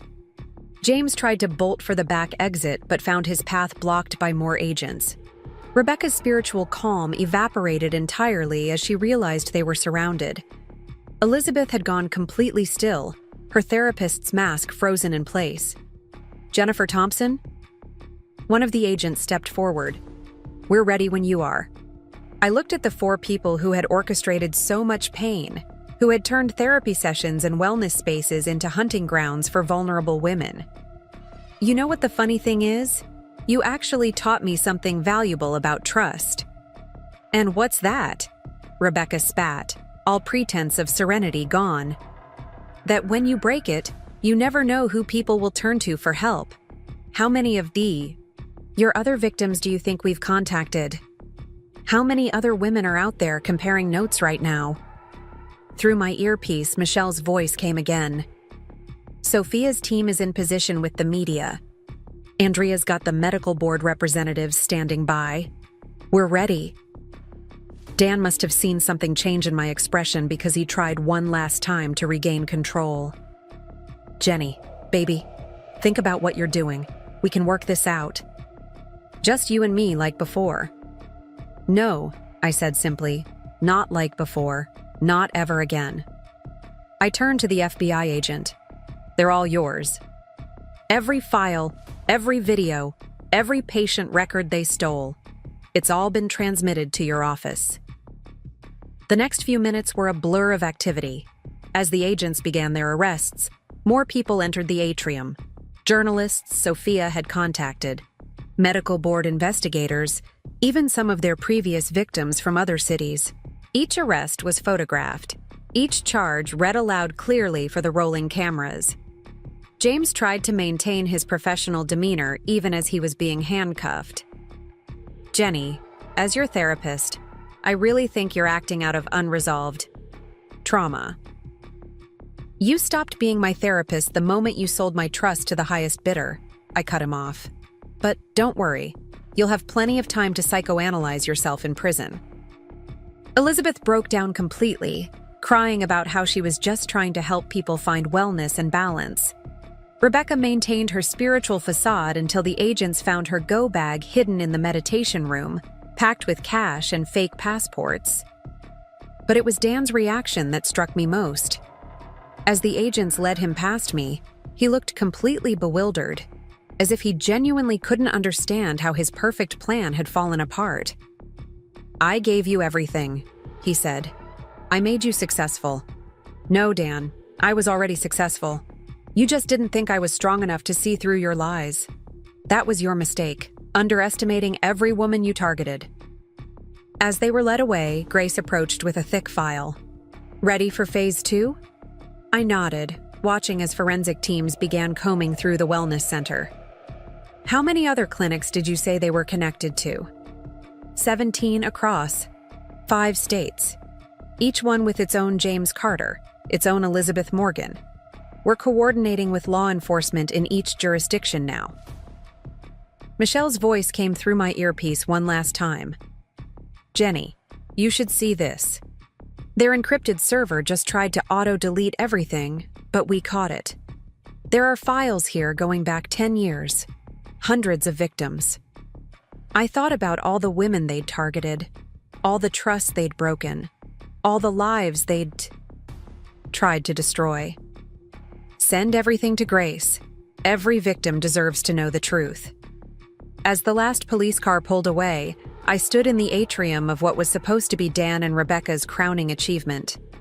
The essential oils still perfumed the air, The salt lamps still cast their soft pink glow, but now it all seemed hollow, a facade as fake as their promises of wellness and healing.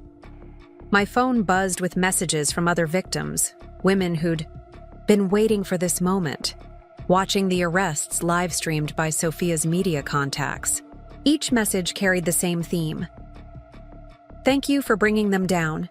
Thank you for helping us understand we weren't alone. Grace touched my arm gently. The medical board wants to know if you'll testify about James and Elizabeth. I looked around at the space that had been built with stolen money and broken trust. Yes, I said firmly. It's time everyone knew the truth about what happens when trusted professionals abuse their power. Outside, the Portland rain had started again, washing away the last traces of incense and essential oils. Somewhere in police custody, 4 people who had built an empire on exploitation were finally facing consequences. But their arrests weren't the end, they were just the beginning. We had hundreds of victims to contact, years of fraud to unravel, and an entire network of corrupt mental health professionals to expose. But looking at the strong women who had helped make this moment possible, I knew we were ready for whatever came next. They had tried to use our trust against us, tried to turn our vulnerabilities into weapons. Instead, they had created something they never expected. A network of survivors determined to protect others from falling into their traps. The Wellness Center would never open its doors now, but maybe something better would rise from its ashes. Something built on real trust, real healing, and the unshakable strength of women supporting women. That would be the real revenge, turning their instrument of exploitation into a force for genuine change. After all, they had taught us exactly what not to do. Now it was our turn to show the world what real wellness and empowerment looked like. The morning after the arrests, Portland's skyline emerged from a thick fog as I stood in my new apartment in the Pearl District. Moving boxes still lined the walls, but the space already felt more like home than the townhouse ever had. Through the floor-to-ceiling windows, I watched the city wake up, knowing that somewhere in the federal detention center, Dan, Rebecca, James, and Elizabeth were facing their first morning behind bars. My phone hadn't stopped buzzing since dawn. Messages from other victims, reporters seeking statements, even a few former clients checking if their personal information had been compromised. Grace had advised me to direct all communication through her office, but one message caught my attention. An email from Dr. Sandra Martinez, head of the State Medical Board's Ethics Committee. The scope of this betrayal extends far beyond Portland. She wrote, "We've uncovered similar patterns in wellness centers across the West Coast. Your testimony could help us implement new safeguards to protect patient confidentiality. Would you be willing to meet?"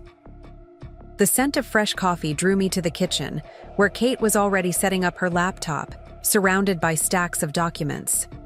Since the arrests, she'd taken a leave of absence from teaching to help coordinate our growing network of survivors.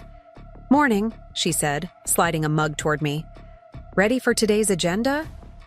The FBI wants to review the Seattle Wellness Center records, and Andrea's found 3 more therapists connected to James Carter's network. Before I could respond, Michelle's face appeared on Kate's laptop screen. "You both need to see this," she said, sharing her screen. "Rebecca's sister just posted an interesting thread on Twitter." The posts painted a familiar picture: Rebecca as the misunderstood victim, manipulated by Dan, and coerced into participating in his schemes. She claimed Rebecca had been trying to gather evidence to expose the operation from within, that she'd been working with authorities all along. "Classic Darvo," Grace's voice came through the speaker. She must have joined the call while I was reading. "Deny, attack, reverse victim and offender. We expected this." "What we didn't expect," Michelle continued, "was this." She pulled up another document, bank records showing substantial transfers from Rebecca's private account to offshore holdings in her sister's name. They were planning their own exit strategy, separate from Dan's. A knock at my door interrupted our discussion. Through the peephole, I saw Sarah Mitchell, our forensic accountant, clutching what looked like new evidence. I let her in quickly. The wellness center wasn't their endgame, she announced without preamble, spreading papers across my kitchen counter. It was just phase 1. Look at these property records. We gathered around the documents. Dan and Rebecca had been quietly acquiring land through shell companies, planning to build an entire network of wellness communities, exclusive developments targeting successful women looking for work-life balance. The real money wasn't in the centers, Sarah explained, pointing to projected revenue streams. It was in the real estate. They were going to use the wellness center client list to pre-sell units at inflated prices, then vanish before construction ever began. My phone buzzed again, a text from Laura, Dan's sister. FBI just finished interviewing Mark. You won't believe what they found in Dan's office safe. I need to go, I told the group, already reaching for my coat. Grace, can you meet me at the Federal Building? The drive downtown gave me time to think. Every day brought new revelations, new layers to their deception. But it also brought new connections, new allies in our fight for justice. Women who had been isolated by shame and self-doubt were finding their voices, sharing their stories, helping others recognize the warning signs. At the Federal Building, Laura was waiting with Mark. Her eyes were red from crying, but her voice was steady as she explained what they'd found. A detailed playbook for identifying and exploiting successful women, complete with psychological profiles provided by compromised therapists. There are notes about everyone, she said, hands shaking slightly. Not just the wellness center victims. Every client Dan ever worked with in real estate. Every woman who took Rebecca's yoga classes.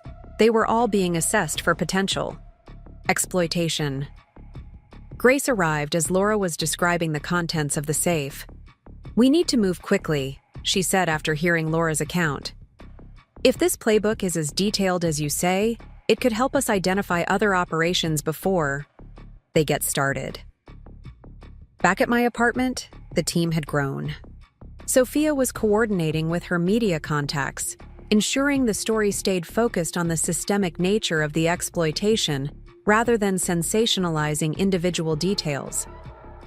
Andrea was working with medical board investigators, tracing connections between corrupt therapists and fraudulent wellness centers.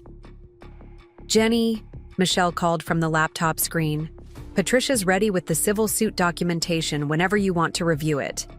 I looked around at these women who had become so much more than allies. They were warriors in a battle none of us had expected to fight. Each brought unique skills, perspectives, and determination to our cause. The fog had lifted completely now, revealing a city forever changed by what we'd uncovered. But as I watched my team work, I realized something important. We weren't just exposing corruption. We were building something new from the ashes of betrayal. My door buzzed again. This time it was Dr. Martinez from the medical board, arriving early for our scheduled meeting. Her expression was grave as she set down her briefcase. We've been going through James Carter's records, she began. The network is larger than we initially thought. These wellness centers, they were just the visible part of a much bigger operation. She spread out documentation showing how corrupt therapists had been systematically identifying and profiling successful women for years, creating a pipeline of potential victims for various fraud schemes. They preyed on women during their most vulnerable moments, Dr. Martinez continued, using therapy sessions to gather intelligence, to identify patterns and weaknesses that could be exploited. My phone lit up with another message, this time from Rebecca's cellmate. She'd reached out through proper channels, claiming she had information about other operations still in progress. Grace advised caution. It could be another manipulation attempt, she warned. Rebecca's very good at playing the reformed insider. But something about the message felt different. Perhaps it was the detailed information about wellness centers we hadn't yet uncovered, or the names of therapists who hadn't appeared in any of our files. We need to check it out, I decided. But carefully. Michelle, can you verify these locations? As Michelle began her research, Sarah arrived with more financial records. The property developments weren't just for future fraud, she announced. They were also money laundering operations. Clean cash mixed with dirty money, all hidden behind legitimate-looking real estate transactions. The scope of what we were uncovering was staggering. What had started as one woman's discovery of her husband's betrayal had led to the exposure of a vast network of exploitation targeting successful women across multiple states. Dr. Martinez took careful notes as we shared our findings. This will change everything, she said. Not just how we regulate therapy practices, but how we think about protecting vulnerable clients from systematic exploitation. My phone buzzed yet again. Another victim reaching out. Another story of trust betrayed and strength rediscovered. Each message reinforced what we already knew. We weren't just fighting for justice, we were fighting for transformation. As the day progressed, our team grew more focused, more determined. We weren't just victims anymore. We were investigators, advocates, and change-makers. Each new piece of evidence, each additional connection we uncovered, strengthened our resolve. The sun was setting over Portland when we finally took a break. Looking around my new apartment, at the women who had become my strongest allies, I felt something I hadn't experienced since this nightmare began. Hope. Not just for justice, but for real, lasting change. We were building something powerful. From the wreckage of betrayal, a network of support, a system for identifying and stopping exploitation before it could take root. The very things they had used against us, our success, our trust, our desire for connection, were becoming our greatest strengths.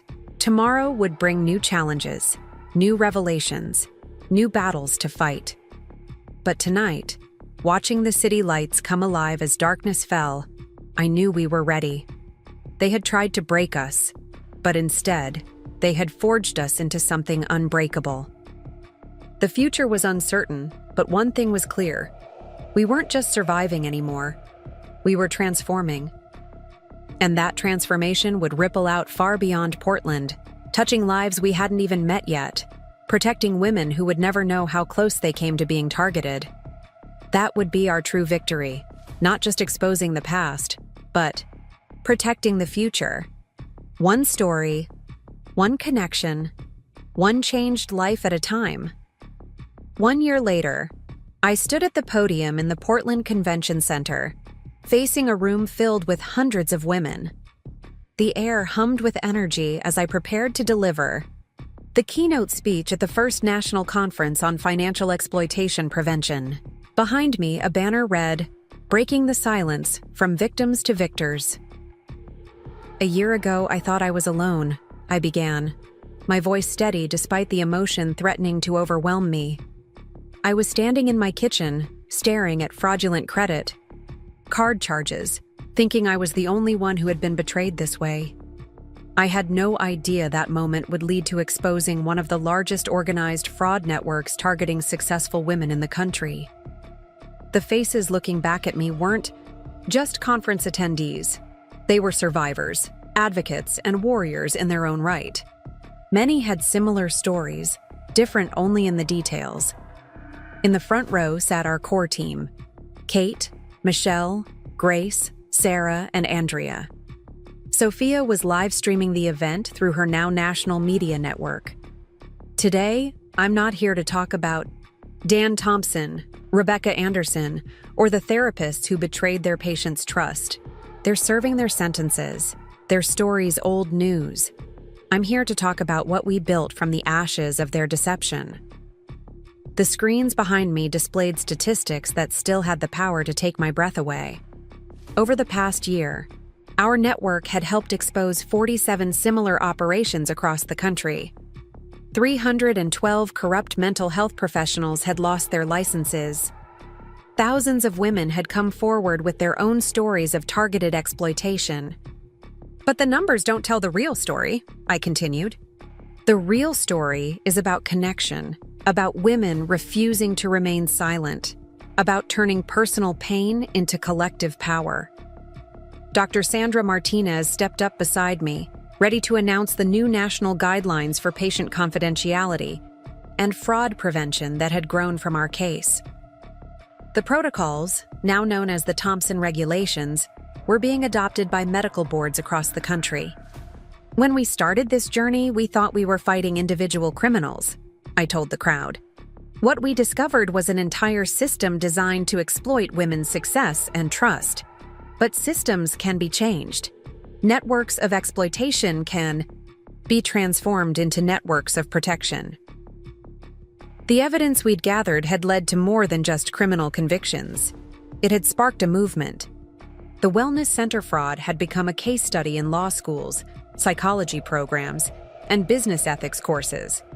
Women were learning to recognize the warning signs, to trust their instincts, to reach out for help before it was too late. Laura Thompson, no longer using Dan's last name, took the stage next. She'd become one of our strongest advocates, turning her insider knowledge of how predators operated into valuable intelligence for law enforcement. Her testimony had been crucial in exposing similar operations in other cities. The hardest lesson we learned, she shared, was that silence serves the predators. Every woman who speaks up makes it harder for them to operate, harder for them to isolate their next target. The former Zen Life building had been transformed into the Women's Financial Empowerment Center, offering legitimate wellness services alongside financial literacy programs and fraud prevention workshops. The same space that had been designed to exploit now served as a beacon of hope and education. Rebecca's sister had eventually turned state's evidence, revealing connections to operations we hadn't even known existed. Her cooperation had helped us understand how these schemes evolved, how they identified and groomed potential victims, how they created the perfect mix of trust and isolation. As I looked out at the audience, I saw more than just survivors. I saw CEOs who had implemented new financial security protocols in their companies, therapists who had helped design early warning systems for patient exploitation, lawyers who had specialized in helping women recover from financial fraud. The greatest weapon they had, I continued, was our belief that we were alone, that no one would understand how we, successful professional women, could fall victim to such schemes. That shame kept us silent, kept us isolated, kept us perfect targets. Michelle's tech team had developed software specifically designed to detect patterns of systematic financial exploitation. The program, now used by banks across the country, had already prevented millions in potential fraud. But we're not alone anymore, I said, my voice growing stronger. Every woman in this room represents hundreds more who are finding their voice, sharing their story, protecting others from experiencing what we went through. Sarah stepped forward to present the latest findings from our financial forensics team. The patterns we'd identified had led to the creation of new banking regulations specifically designed to protect against targeted exploitation of successful women. They thought they could use our success against us, I told the crowd. They studied our habits, our schedules, our tendencies to trust. But they didn't understand something fundamental about successful women. We don't just learn from our victories. We learn from our setbacks, and we come back stronger. The conference wasn't just about sharing stories or presenting findings. It was about building something new. Every session, every workshop, every networking event was designed to strengthen the connections between women to make it harder for predators to isolate and exploit their targets. Grace Chen took the podium next, outlining the legal precedents our case had established. Courts across the country were now recognizing the systematic nature of these crimes, treating them as organized fraud rather than individual incidents of theft. A year ago, we thought we were fighting for justice, I concluded. What we discovered was that we were fighting for transformation. Every woman who speaks up, every story that's shared, every connection that's made, they're all part of building something bigger than ourselves. The standing ovation that followed wasn't just for me or our team. It was for every woman in that room who had refused to let shame silence her, who had turned her pain into purpose, who had reached out to help others even as she was healing herself. After the speech, women lined up to share their stories, to connect, to join our growing network. Each one represented a link in a chain of protection and support that stretched across the country. Later that evening, as we gathered for a quieter celebration in my Pearl District apartment, I looked around at the women who had become my closest allies. Kate, who had never doubted my instincts. Michelle, whose technical brilliance had helped expose the truth. Grace, who had turned our evidence into justice. Sarah, who had followed every financial thread. Andrea, who had helped heal the deeper wounds of betrayal. My phone buzzed with a news alert. Another wellness center fraud had been stopped before. It could begin, thanks to the early warning systems we'd helped put in place. Another group of women protected, another predatory scheme disrupted before it could take root. The Portland lights twinkled beyond my windows, but they weren't the same lights I'd stared at in despair a year ago. The city had changed, or maybe I had. Where I once saw shadows of betrayal, I now saw networks of protection. Where I once felt isolated, I now felt connected to something larger than myself. To transformation, Kate proposed, raising her glass, and to the women who refused to stay silent. We toasted, knowing that our work wasn't finished. There would always be those who sought to exploit trust, to prey on success, to turn strength into vulnerability. But they would find it harder now. The silence was broken, the shame dispelled, the isolation ended. As the evening wound down, I stepped out onto my balcony, breathing in the crisp Portland air. Somewhere in a federal prison, Dan was serving his sentence, his perfect scheme in ruins. Rebecca was in a different facility, her wellness empire exposed as a fraud. James Carter and Elizabeth Morgan had lost their licenses and their freedom, their betrayal of patient trust now a cautionary tale taught in ethics classes. But their fate wasn't what mattered anymore. What mattered was what we had built from the wreckage of their deception. A network of support that spanned the country.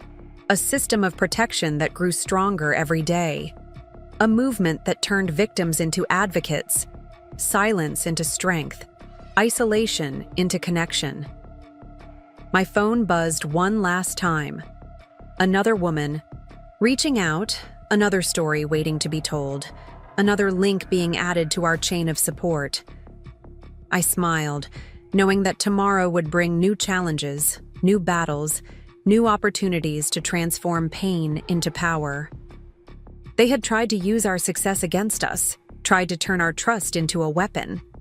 Instead, they had helped create something they never expected. An army of women who refused to be silenced, who turned their experience into armor for others, who transformed their healing into protection for those who might have been next. That was the real victory, not just exposing the truth, but building something new from it, something stronger, something unbreakable. Up next, you've got 2 more standout stories right on your screen. If this one hit the mark, you won't want to pass these up. Just click and check them out.